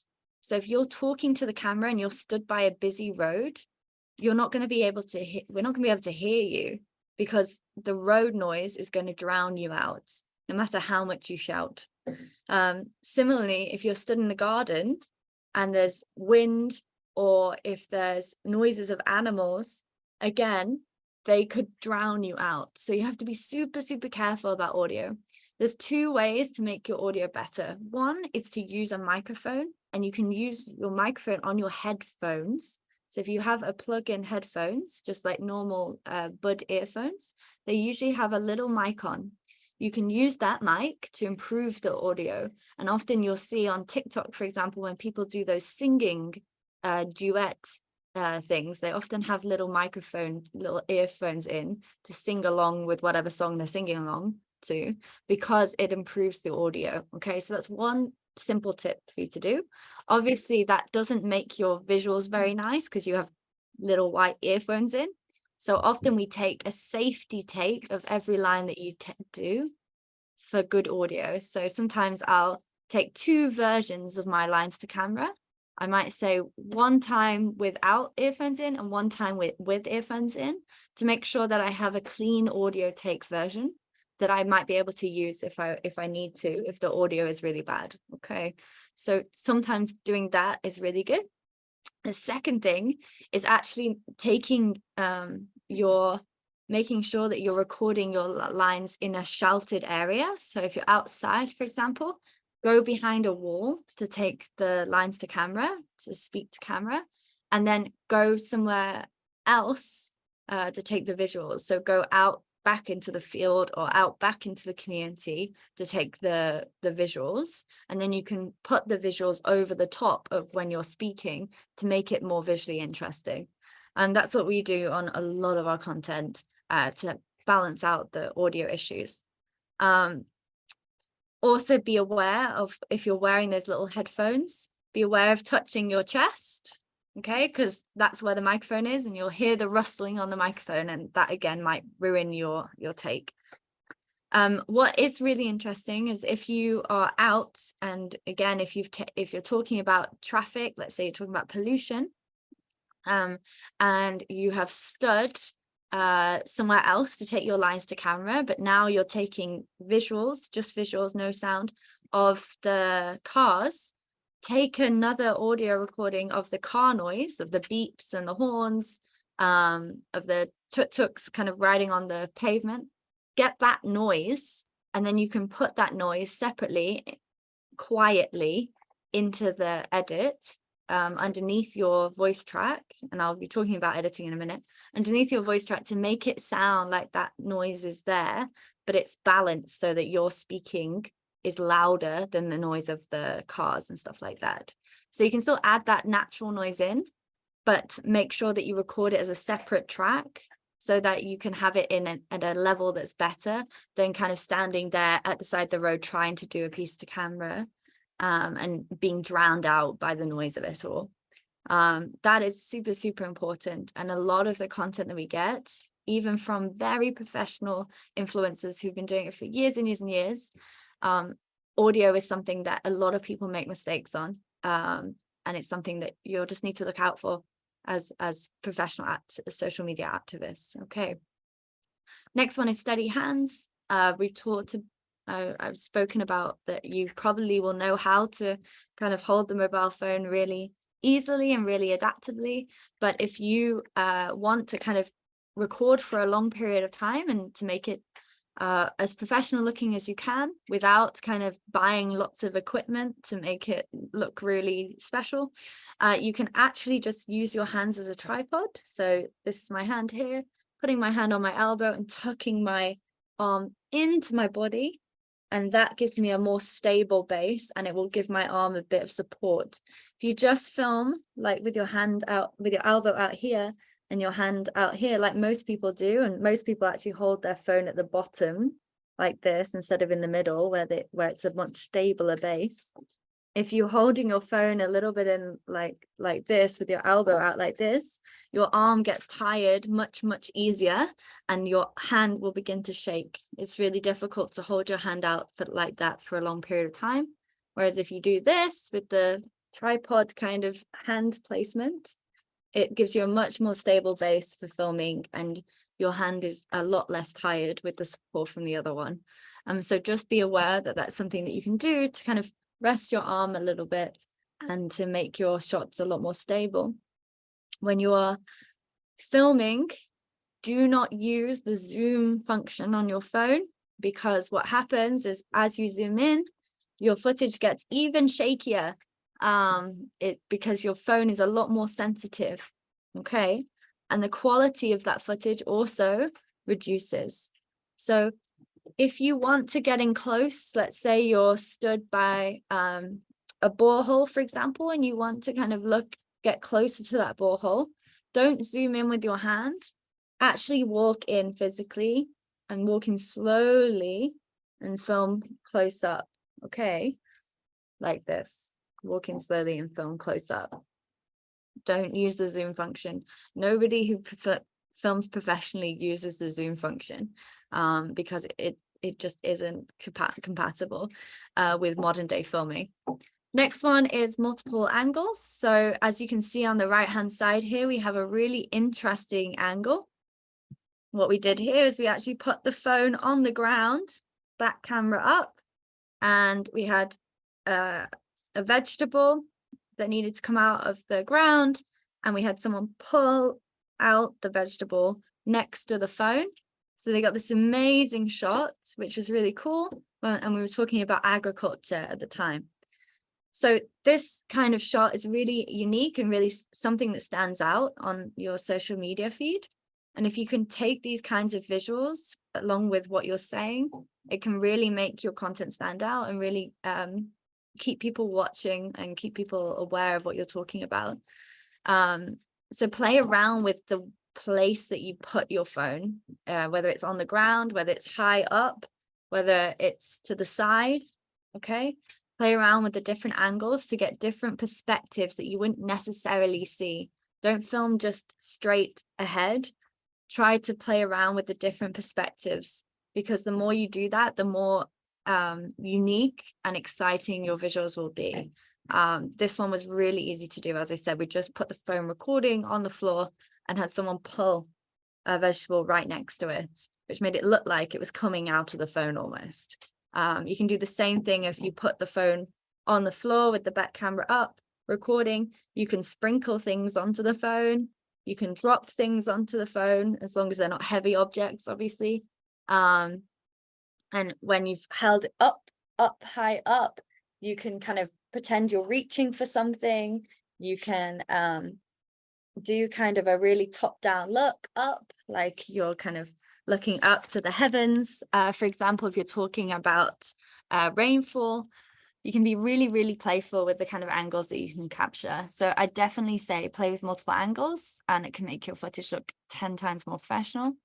The next one is framing. A lot of people film themselves like this, hello, really close up. And especially when they're interviewing people, if you're talking to someone in the community, for example, maybe it's somebody who has an amazing solution to an issue, and you film them like this, where you've cut off half of their head.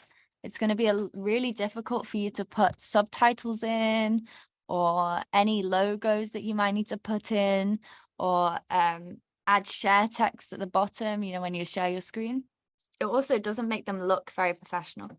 So when you're filming other people, when you're filming yourself, try to at least keep a hand's width of space above your head, okay, or to the side of your head.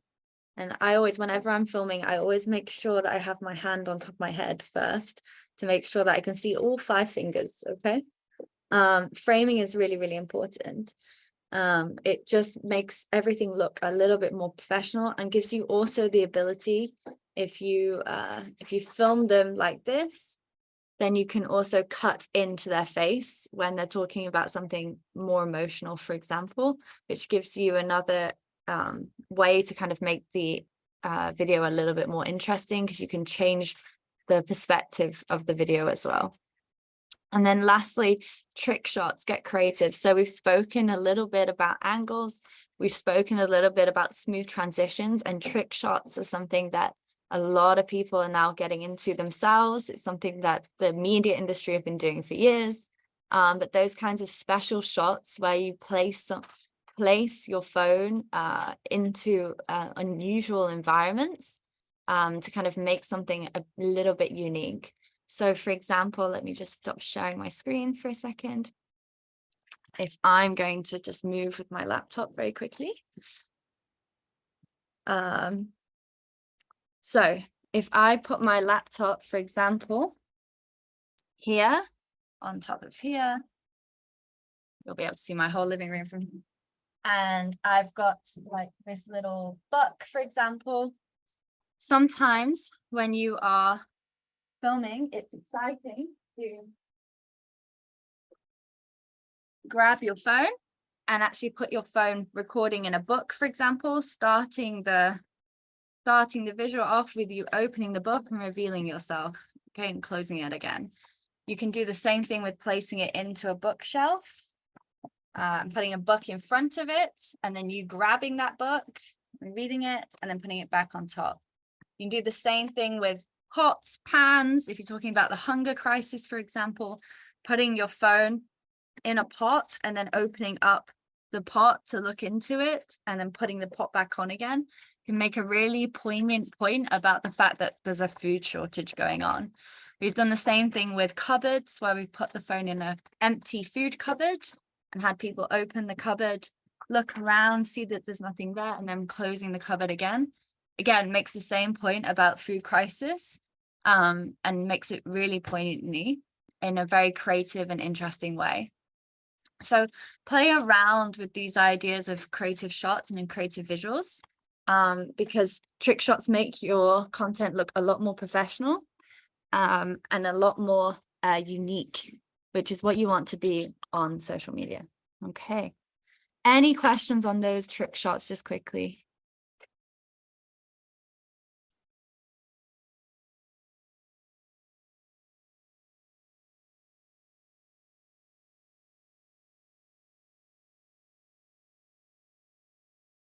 Okay, no problem. Okay, quickly, let me share my screen again. Okay. Editing. Okay, editing is really, really important. When you are editing, there's a few tips that you need to follow. 1, story is king. So lay down all of your interview bites or all of your speaking parts first, and make sure there's a strong, clear story being told. So as we did in the storyboard activity, we wrote down all of the pieces to camera, all of the words first before we went to the visuals. You do the same thing with editing, okay? You put in all of the bits where you're speaking to camera first, make sure that you're happy with the way that that's laid out, and then add in the B-roll, add in the non-speaking visuals that help illustrate your points.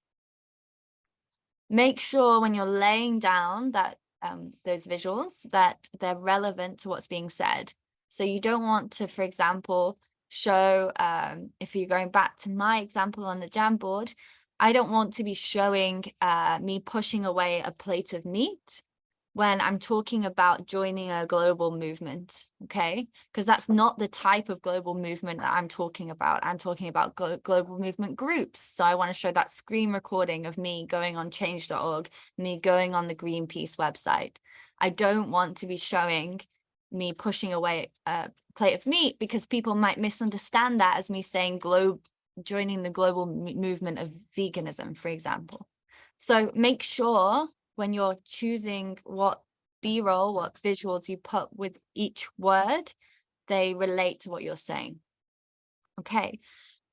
3, choose music that suits the tone of your story. Music is really, really powerful to communicate emotion. The reason people add music to their edits, to their videos, is to help portray an emotion, whether that's a happy emotion, whether that's an inspiring emotion, or whether that's an emotion to kind of get you to kind of feel sad or feel surprised about the state of the world at the moment. Music is super important, and if you put a piece of music that is inappropriate to the tone that you're trying to convey, your video will suddenly change in its meaning. For example, if I'm drinking this coffee, and I've taken a video of me taking this coffee, and I've put some really fast music while I'm drinking this coffee on, you're going to think when you watch this video that I'm in a rush to get somewhere, that I'm in a rush, I'm having my coffee to wake me up, for example, or I need to be really alert and I'm on my way somewhere really quickly because I'm taking caffeine. If I put this visual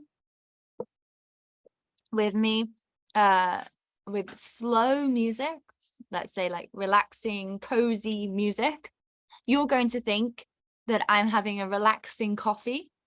Perhaps I'm sat on my sofa, my couch at home, and I'm relaxing and having a laid back coffee. It's the same visual, but the music changes the interpretation of it. And that's really important to understand. So even if you're looking for trending music, if you're on TikTok and you're trying to jump on trending music, which is something that a lot of people are doing at the moment to try and get awareness, trying to get bigger audiences. Even if you're doing that, make sure that the trending music that you're picking is not going to help make people misinterpret what you're trying to say. It's really important to choose music that is very relevant to the tone that you're going for, because the more you don't do that, the more the emotional connection changes. People don't necessarily understand what emotion they're meant to be feeling. And 2, it can really destroy kind of the meaning behind your story. So music is really powerful, and people don't understand that often when they're making content.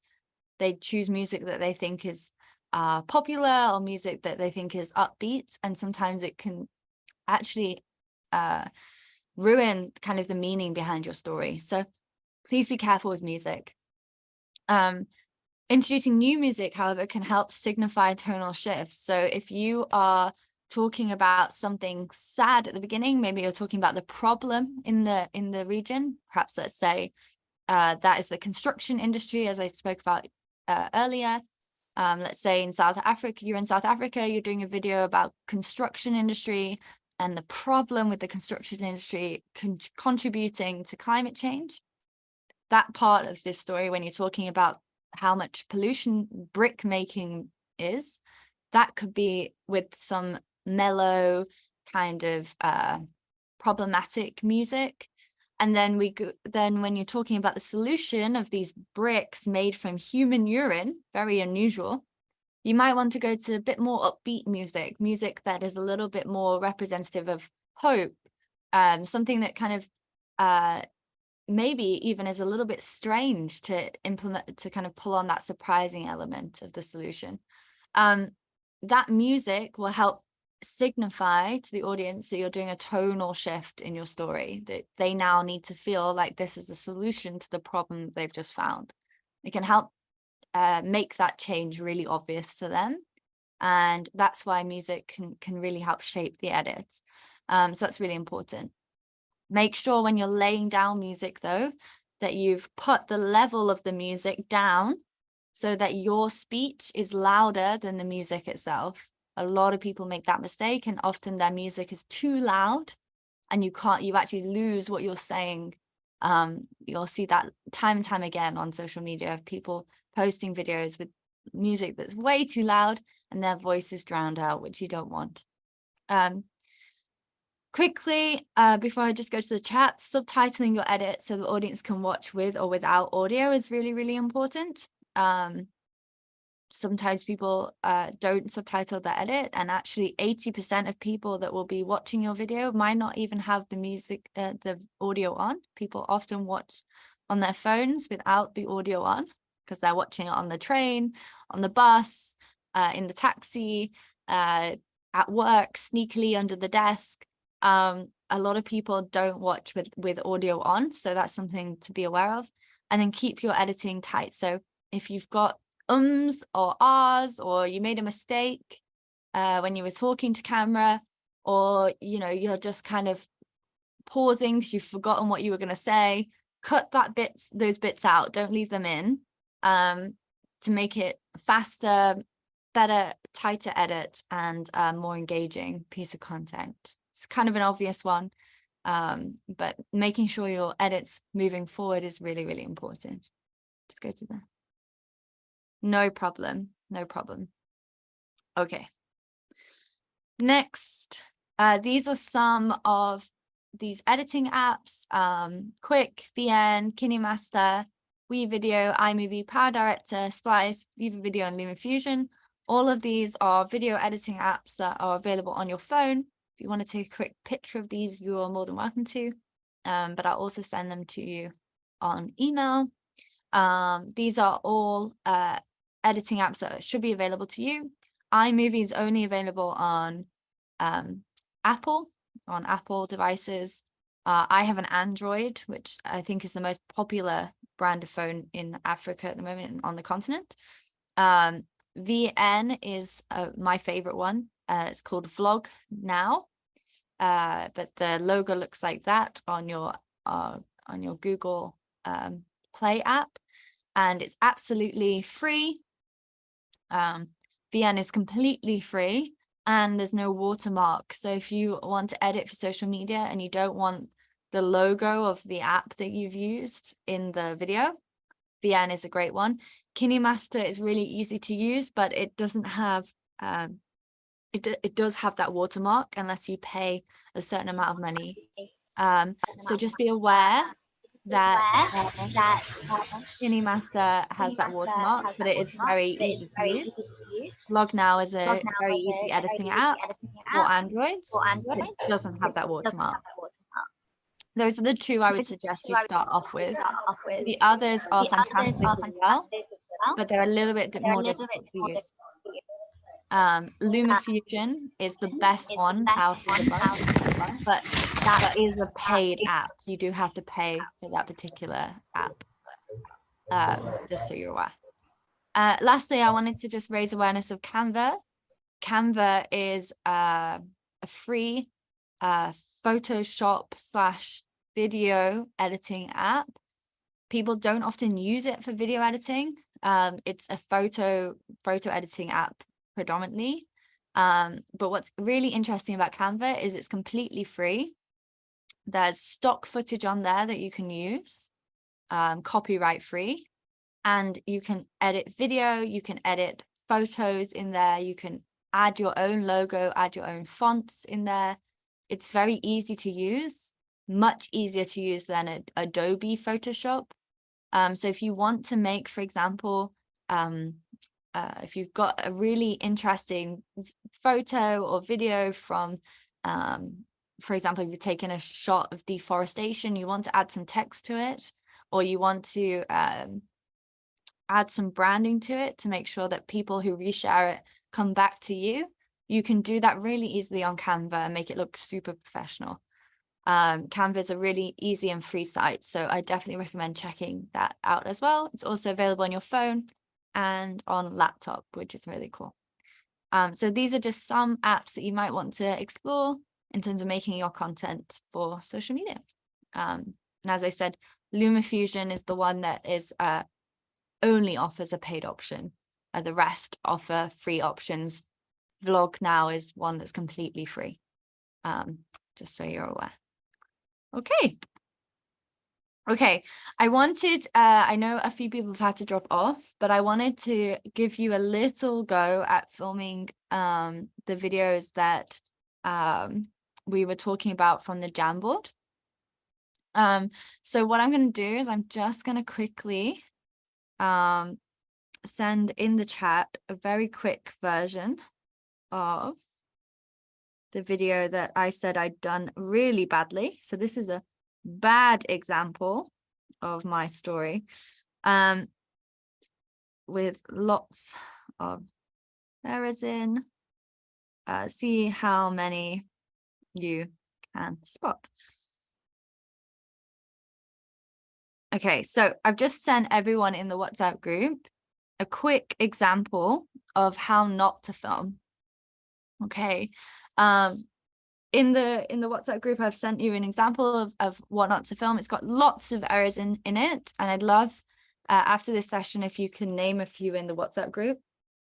And then I'm just going to show you how I'd film very quickly, how I'd film my Jamboard story, just to give you an idea of how you can turn this into reality. And then I'd love it if those who are still here have some time at the end of this session to film their own story and post it in the WhatsApp group. So let me just, I'm just going to keep my phone up. I'm going to get my computer, move it over here just quickly. Okay.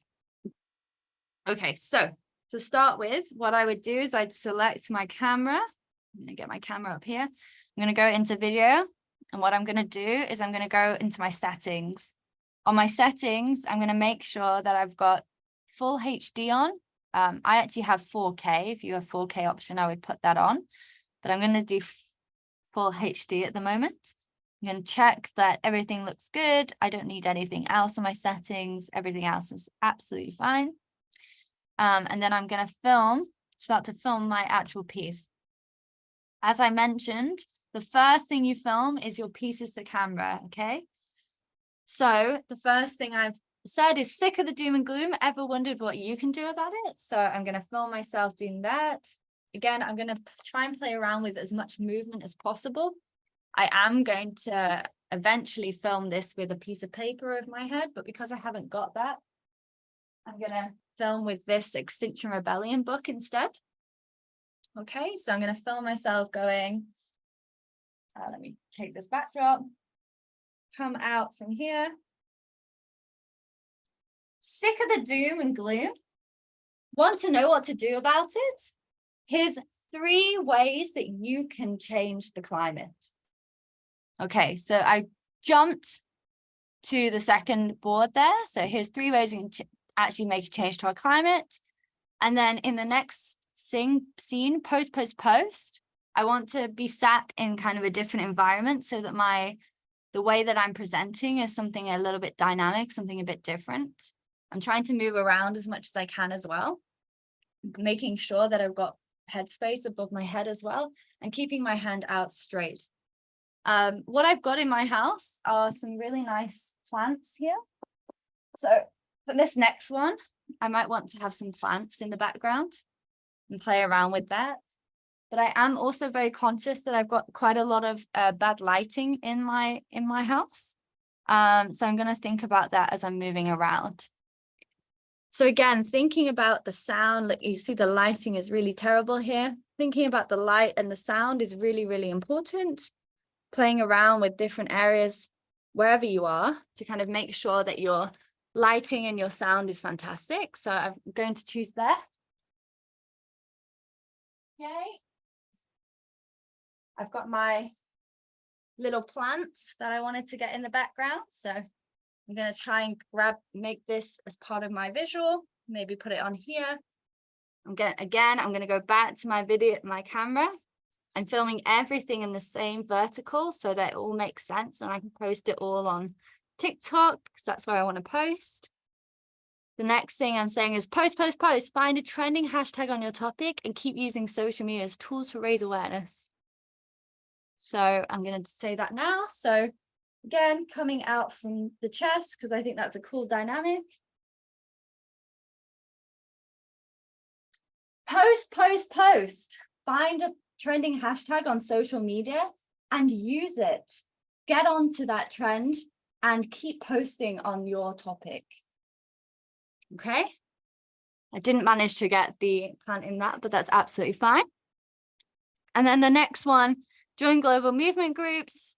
This one, I might take a very quick shot of me walking and talking because I'm actually going to add this to my shot of me actually speaking. So I'm just going to walk this way while I film that.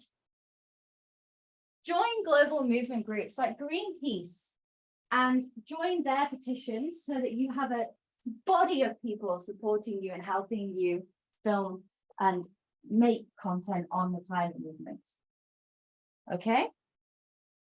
And then lastly, I want to say make easy change to habit, like eating less meat. Ideally, I'd have that meat plate in front of me for this shot. Because I don't have that with me right now, I'm just going to take a safety shot of me sitting at a table. Again, my lighting is terrible.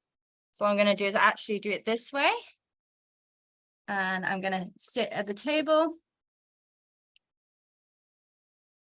Make easy changes to your habits, like stopping eating meat for a few days a week. Okay. And then finally, we can't save the climate on our own. For this one, I want to be a little bit more active again. So I might do a walk and talk again.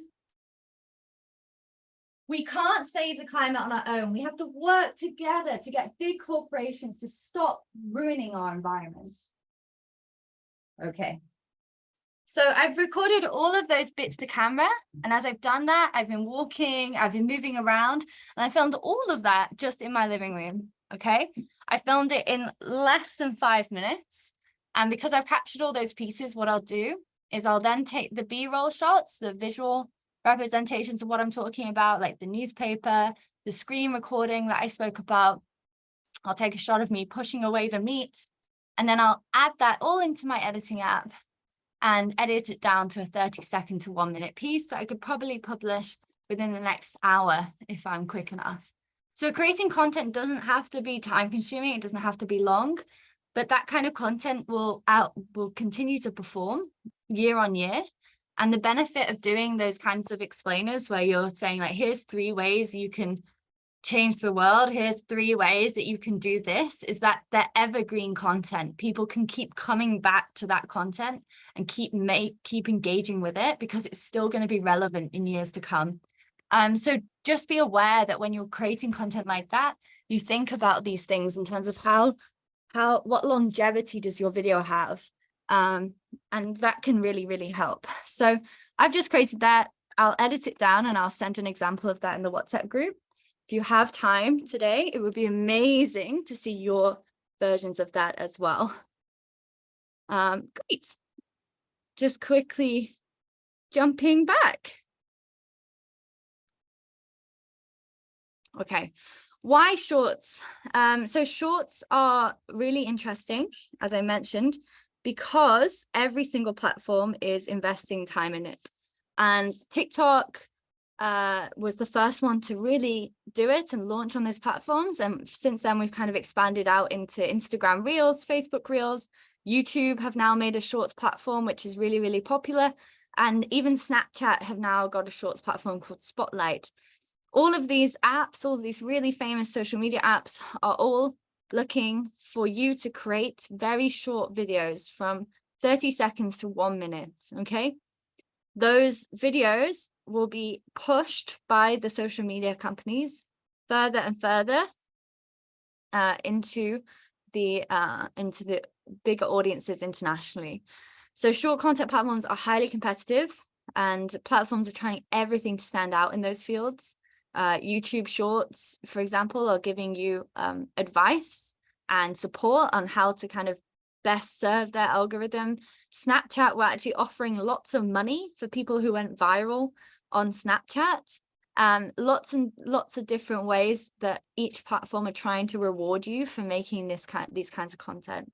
And as they're prioritizing short content, your videos can be pushed towards bigger audiences, and you also have more chance of visibility on shorts trends than you do on trending hashtags, for example. If you post on Instagram using, hashtag climate change, and you post a photo, your visibility, the amount of people that are going to see your photo using that hashtag is going to be reduced as if you've used that hashtag and made a shorts video. Okay, so just be aware of that if you're jumping on these huge hashtags where lots of people will be making content, if you make a shorts video, you're much more likely to see much more return. Okay. One thing I wanted to raise was the YouTube Creators Playbook. When you are creating content, it's important to think of your content like this triangle: hygiene, hub, and hero. Things that you can do on a regular basis, things that you can do on a weekly basis, and things that are super special that you do once a month. So the hygiene content is things that you can do on a daily basis. That might be, for example, creating an Instagram story, asking your followers, like, what do you know about, maybe you've put a question in, what do you know about the hunger crisis in East Africa at the moment? Maybe it's a poll, you asking them kind of, do you think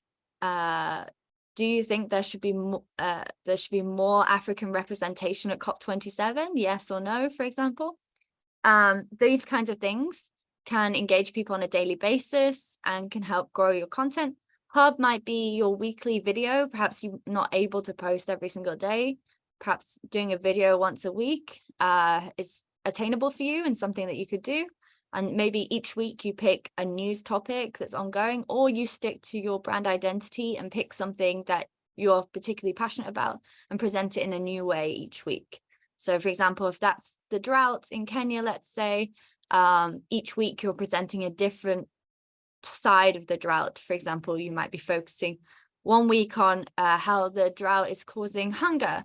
One week you might focus on how the drought is causing unemployment. One week you might focus on ingenious ways to help cope with drought in your own home, for example.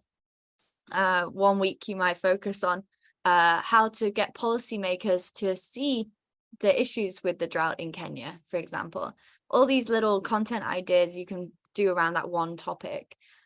So making sure that that hub content is happening on a weekly basis is really important to keep your followers going. And then hero content is once a month content that you have spent a bit more time on. So that could be, for example, you launching a petition. Perhaps you want to kind of galvanize a lot of support for a particular topic, like the forest example that I showed you earlier on Twitter. That's a type of hero content where someone has actively said, okay, this is the campaign that I want to run, and this is how I'm going to do it. It could be a longer video that you've done, for example, on COP27. Perhaps you were lucky enough to go and you've done a little video of what it was about and the kind of people that you spoke about. That could be a hero content. Or it might be a live video that you've done, as you've spoken to somebody, a policy leader in your region. Perhaps you've challenged them and taken them to account for climate failings in your region, and you go live with that interview. That could be something that's a hero piece of content that people might want to engage with and might be interested in.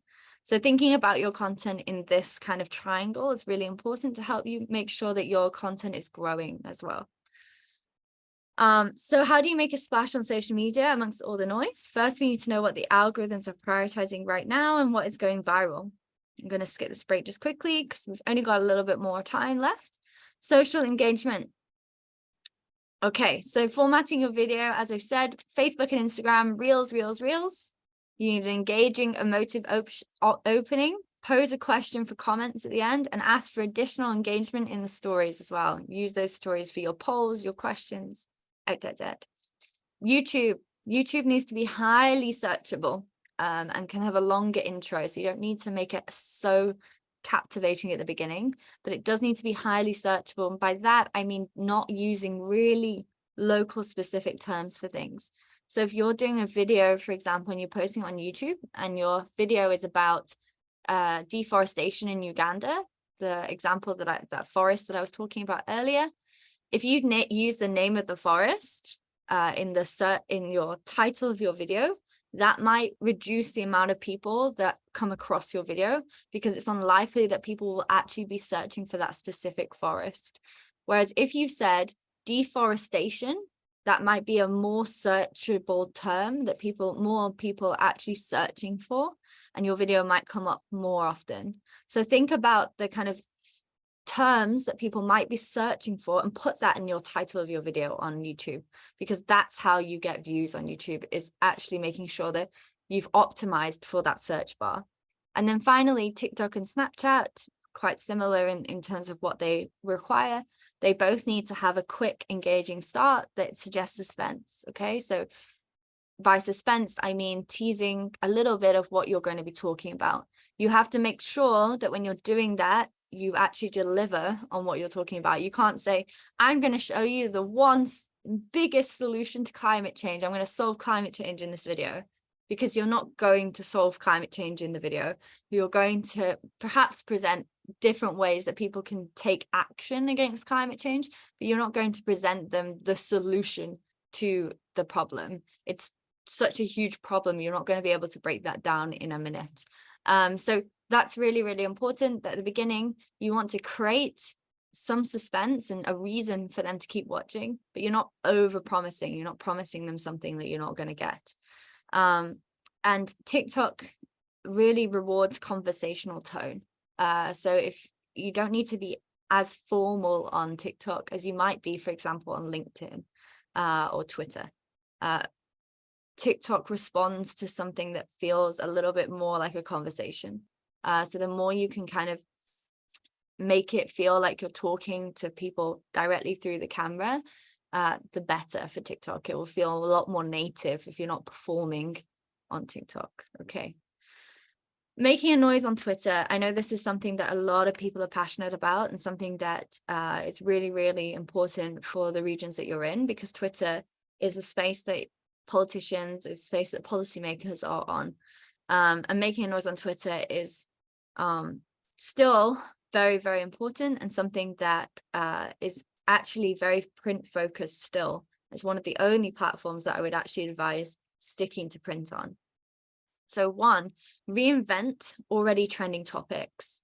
So look at each day what is trending in your region, on your country, on Twitter, and think about how you can pin your issue, your climate issue, to that trending topic. So let's say the words fuel crisis are trending on Twitter, okay? And you want to talk about the fact that in your region, for example, a lot of people are still riding around on diesel motorbikes, okay? And are not using public services because there aren't many, and not the electric vehicles aren't kind of being uptaken. Okay, maybe that's the topic you want to talk on. You need to think about ways that you can pin what you're writing to so that it adds in the words fuel crisis. Okay, if you can add in the exact phrasing that is trending, your post will also show up in that trending list. And the more you do that with every day with different trending topics, the more you push the same subject under different trending topics, the more likely your tweets are going to build momentum. Okay, so jump on those trending topics. Don't try to create your own trending topic. Jump on the ones that are already there and make them topical to what you're talking about.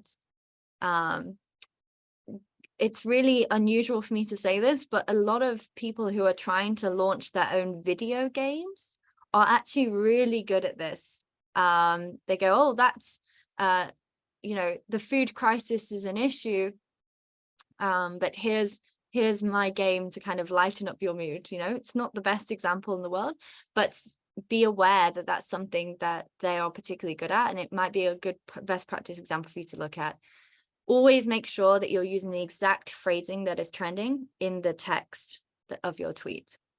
Comment on tweets of leaders, activists within your target space. So keep an eye out on the people that are already kind of creating a buzz with their activism, and also on leaders who are talking about the kinds of climate topics that you want to talk about, and engage with them on Twitter.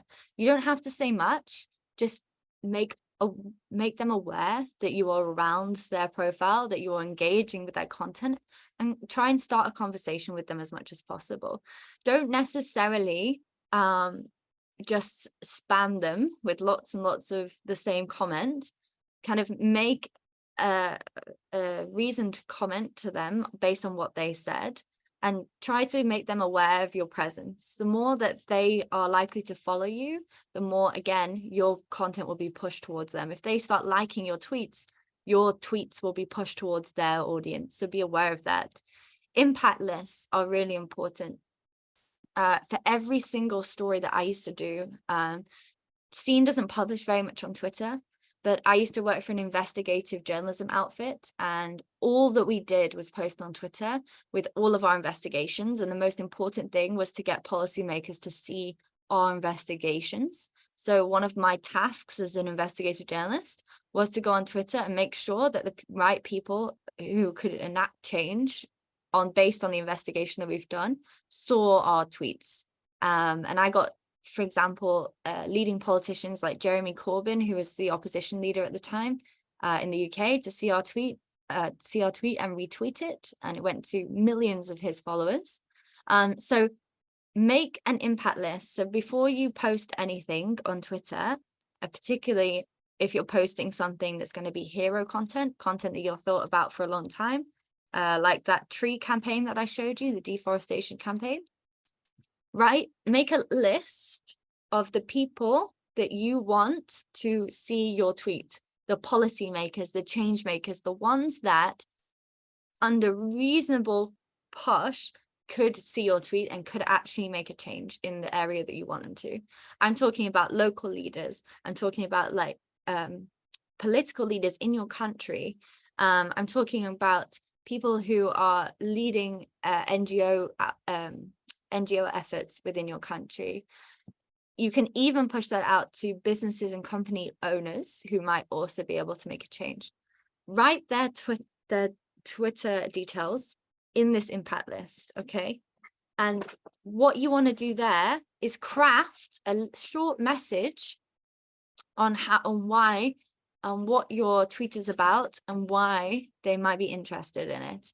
This message should not ask them to retweet. It should not ask them to engage with the tweet. It should just tell them that they might be interested in the topic, right? Say, I've just sent this tweet out, you might be interested in it. Or, hi, I'm an activist who's passionate about this subject, and I've just written this tweet that I thought you might want to see, you know?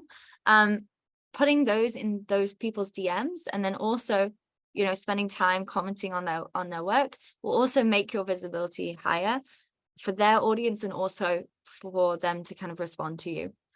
You'll be surprised how many of your DMs will be ignored. But if you do it to enough people over a period of time, you'll get those leaders to notice you. I used to inbox celebrities, local leaders, and local activists. And that often led to my tweets being seen by regional activists, regional leaders. Once you've got the local ones, it's an easier step up to get the more national voices. So again, make those impact lists, plan ahead for who you're going to be targeting, and make sure that what they want to hear is within the tweets itself, like what you can say in terms of what will attract them to retweet it. Put that in. So think about kind of in your Twitter thread, what are politicians going to want to retweet here in terms of, am I just attacking politicians, or am I giving them something that might be useful for them to retweet? For example, like the opposition leader, for example, of any political party might be interested in tweeting something that's potentially negative about the current ruling party. So if you're writing something that's criticizing the government's climate policy, you might want to push that content. You might want to DM the oppositional leader and just let them know that your tweet is gaining traction. It might be something that they're interested in. Playing the political field a little bit can really help boost your content on Twitter. Retweet influentials. So if anybody has retweeted your tweet and they have a certain number of followers, make sure you've retweeted their tweet so your followers can also see that named people are engaging with your content, and it will also boost the likelihood of them retweeting it as well. And then dedicate yourself to the topic. Greta Thunberg did this amazingly, and as I mentioned, the forest, the Save the Ugandan Forest representative also did this really well as well. They stuck to their topic, and every single day they were tweeting about it. Greta Thunberg has every single Friday written strike number whatever, and she's done a photo of her striking for the climate every single Friday. It's kept it on the minds, kept it in the frame of reference for everybody who follows her on Twitter and follows her on any social media. She's kept that campaign going herself, like really doggedly keeping to her promise on that particular campaign. The person who was trying to save the Ugandan forest, they again were tweeting every single day about the Ugandan forest, trying to get that hashtag save I think it was Bunza forest, really being seen by as many people as possible. Sometimes doggedly reporting, kind of keeping on the same topic, can really help kind of keep your awareness up and keep people passionate about that particular subject, because news cycles change and people drop off. Petition websites can help enact change as well. As I mentioned, adding in a change.org link, for example, setting up a petition if you're particularly passionate about a particular topic that you want to change.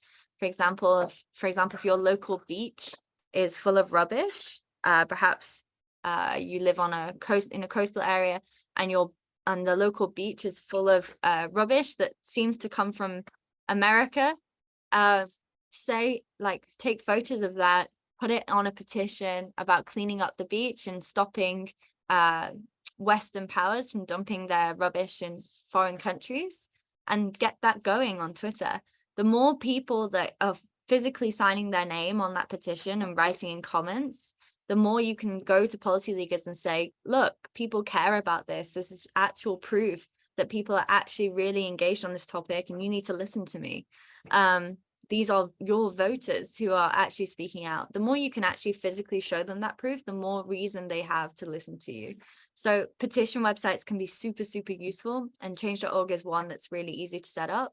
There's lots of different ones though you can have a look at, and you just include it in the tweets that you do to give people an actionable step. They know how to help your campaign. They click on that link and they sign the petition. So that's something that is also really worth doing. Just quickly, I wanted to test your thumbnail and headline knowledge. This is a very cheeky story that we did on sexual health. We interviewed somebody called the Condom King in Kenya, and he basically goes into his local environment giving away condoms. just quickly, which thumbnail and headline do you think performed best? Which one do you think people engaged with the most?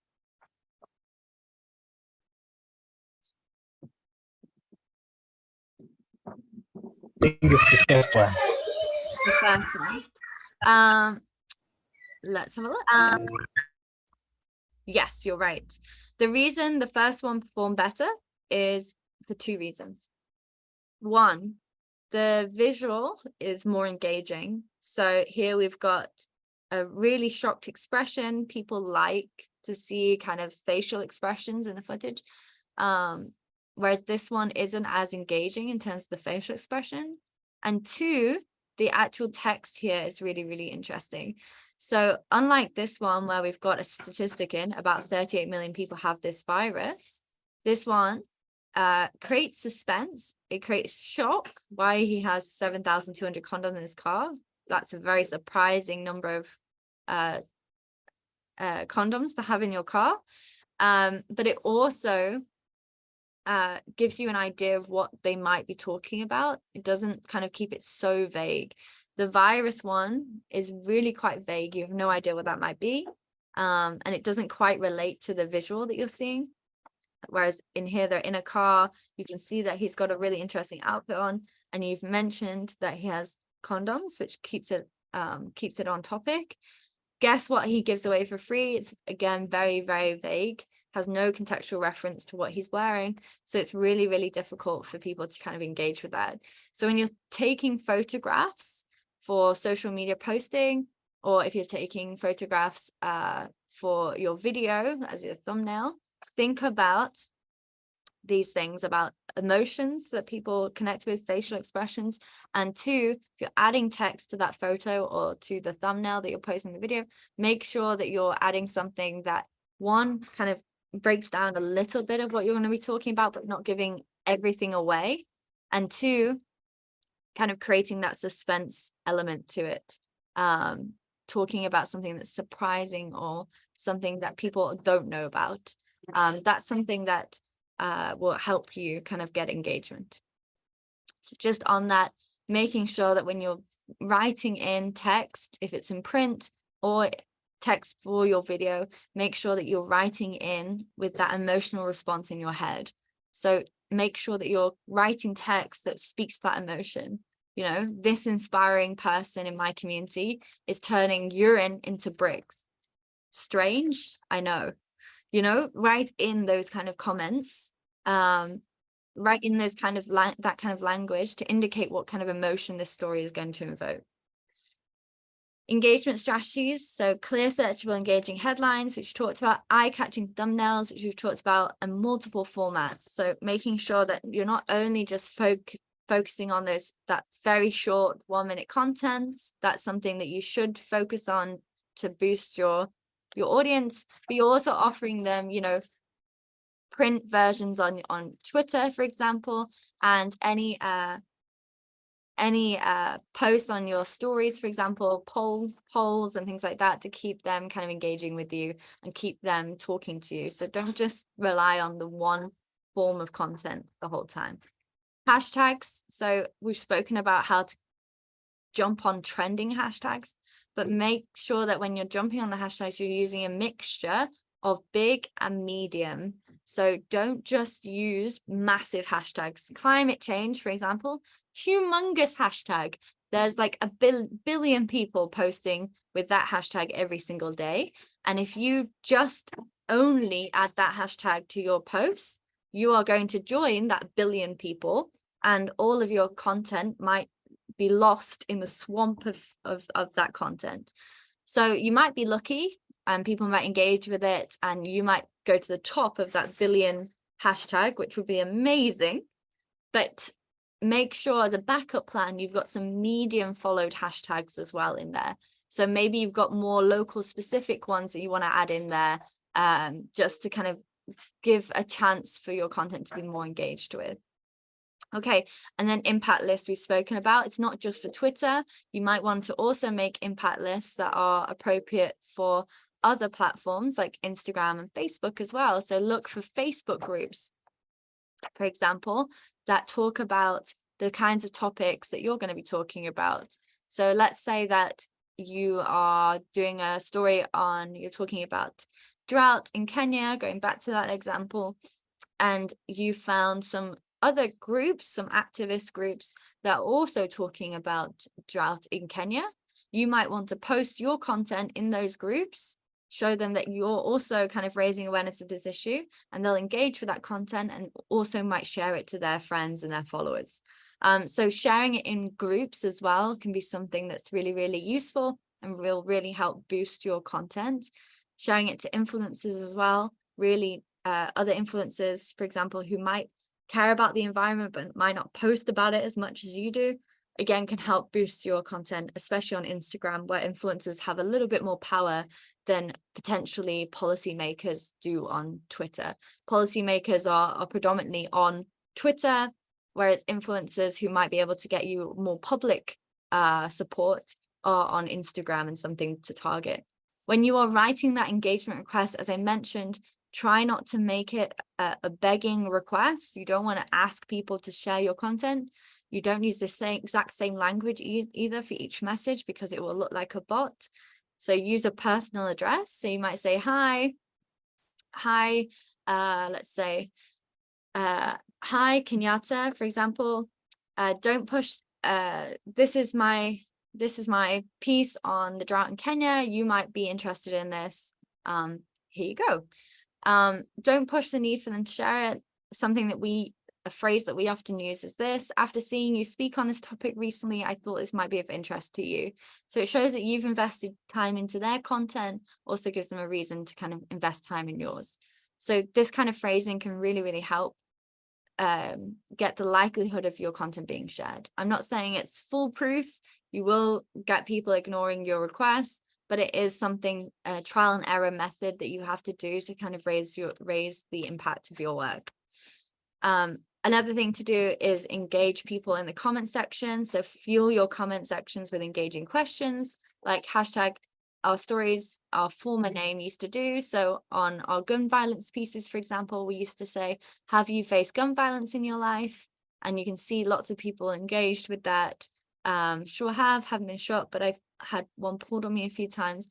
A lot of people actually sharing their personal experience of that. You could ask a similar question in your comments if you've, for example, done a video on the effects of climate change in your country, on local people. You might ask in the comment section, what effects have you seen of climate change in your local area? And that could lead to lots of people leaving comments. Again, is there anything you wish we'd mentioned in this video is a question that we often ask. This helps us make sure that our next piece of content rewards people in terms of like gives them the information that they might feel that they're missing, and it gives you more content ideas. So that's another good question to ask. Is there anything you wish we'd mentioned in this video? So if there's something, for example, if you've done an explainer on those 3 ways to help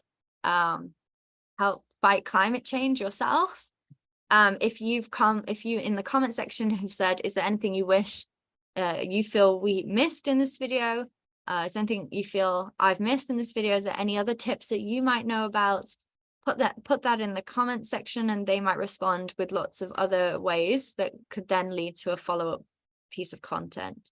On the left-hand side, you can also see a stories example where we've asked a question. Do you know what tubal litigation is? This is based on a health story that we did, yes or no.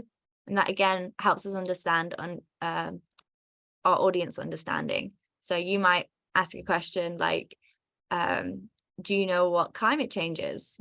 Yes or no, to understand kind of whether your followers are actually like understanding the basics of the climate problem. And that can help you inform your content going forward as well. Something that I thought was particularly important to note today is collaboration strategies. After today and with Crtve Development, you're all being looped into an amazing network of climate activists who all really care about the future of the continent and the future of the climate on the continent, and shaping the discourse around climate change to make sure that Africa is involved in that conversation and very prominent in that conversation as a region that is going to be really badly impacted. And it's already being badly impacted by the actions of others. So collaboration strategies are a really great way to make sure that your content is being seen by more people. So work with fellow activists to create content, open up to new demographics and gain more value among audiences, advertisers and policymakers. If you've created like a collective of activists yourselves, perhaps you're working with other activists within your own country, or perhaps you're doing a cross-nation collective group of posts. If you've done that and you can show policymakers that you've got audiences in all of these different regions, or you've got a huge audience within their country, they're more likely to listen to you, and you can do that easier when you work together.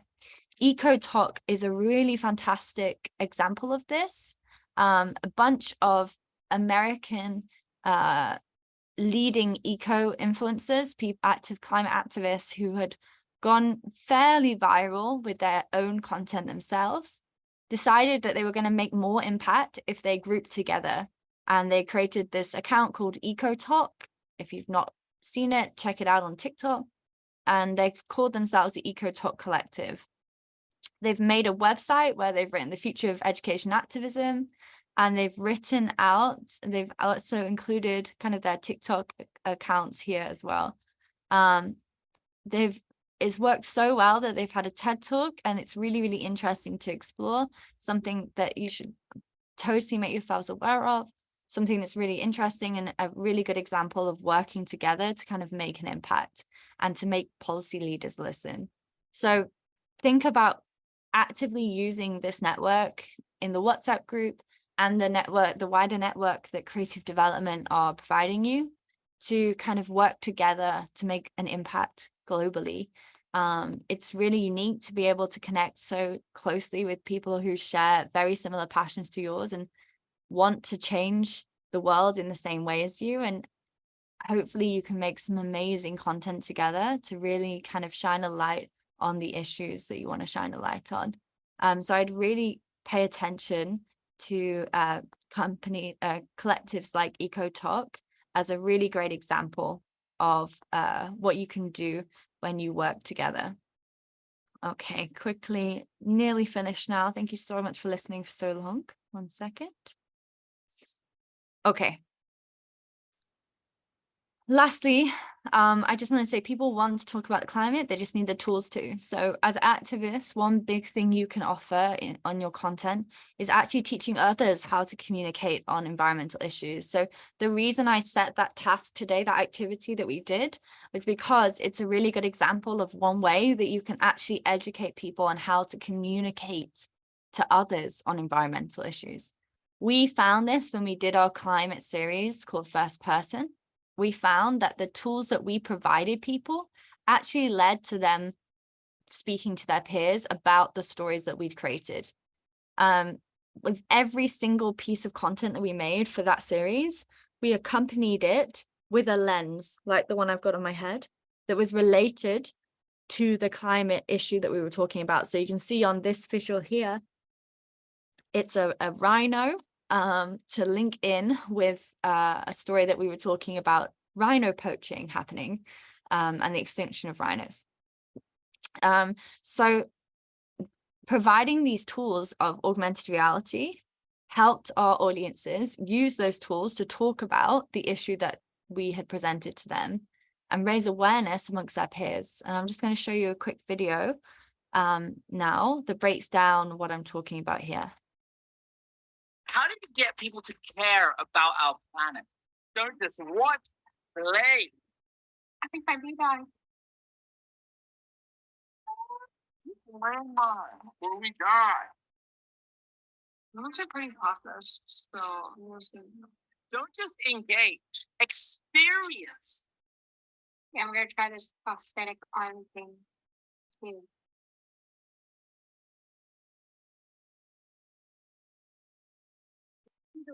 There's a rat on my hand. That is so cool.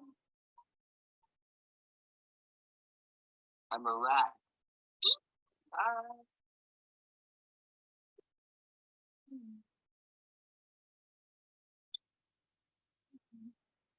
Listen, share. Look at that plastic that they's trying to eat. No, that's bad.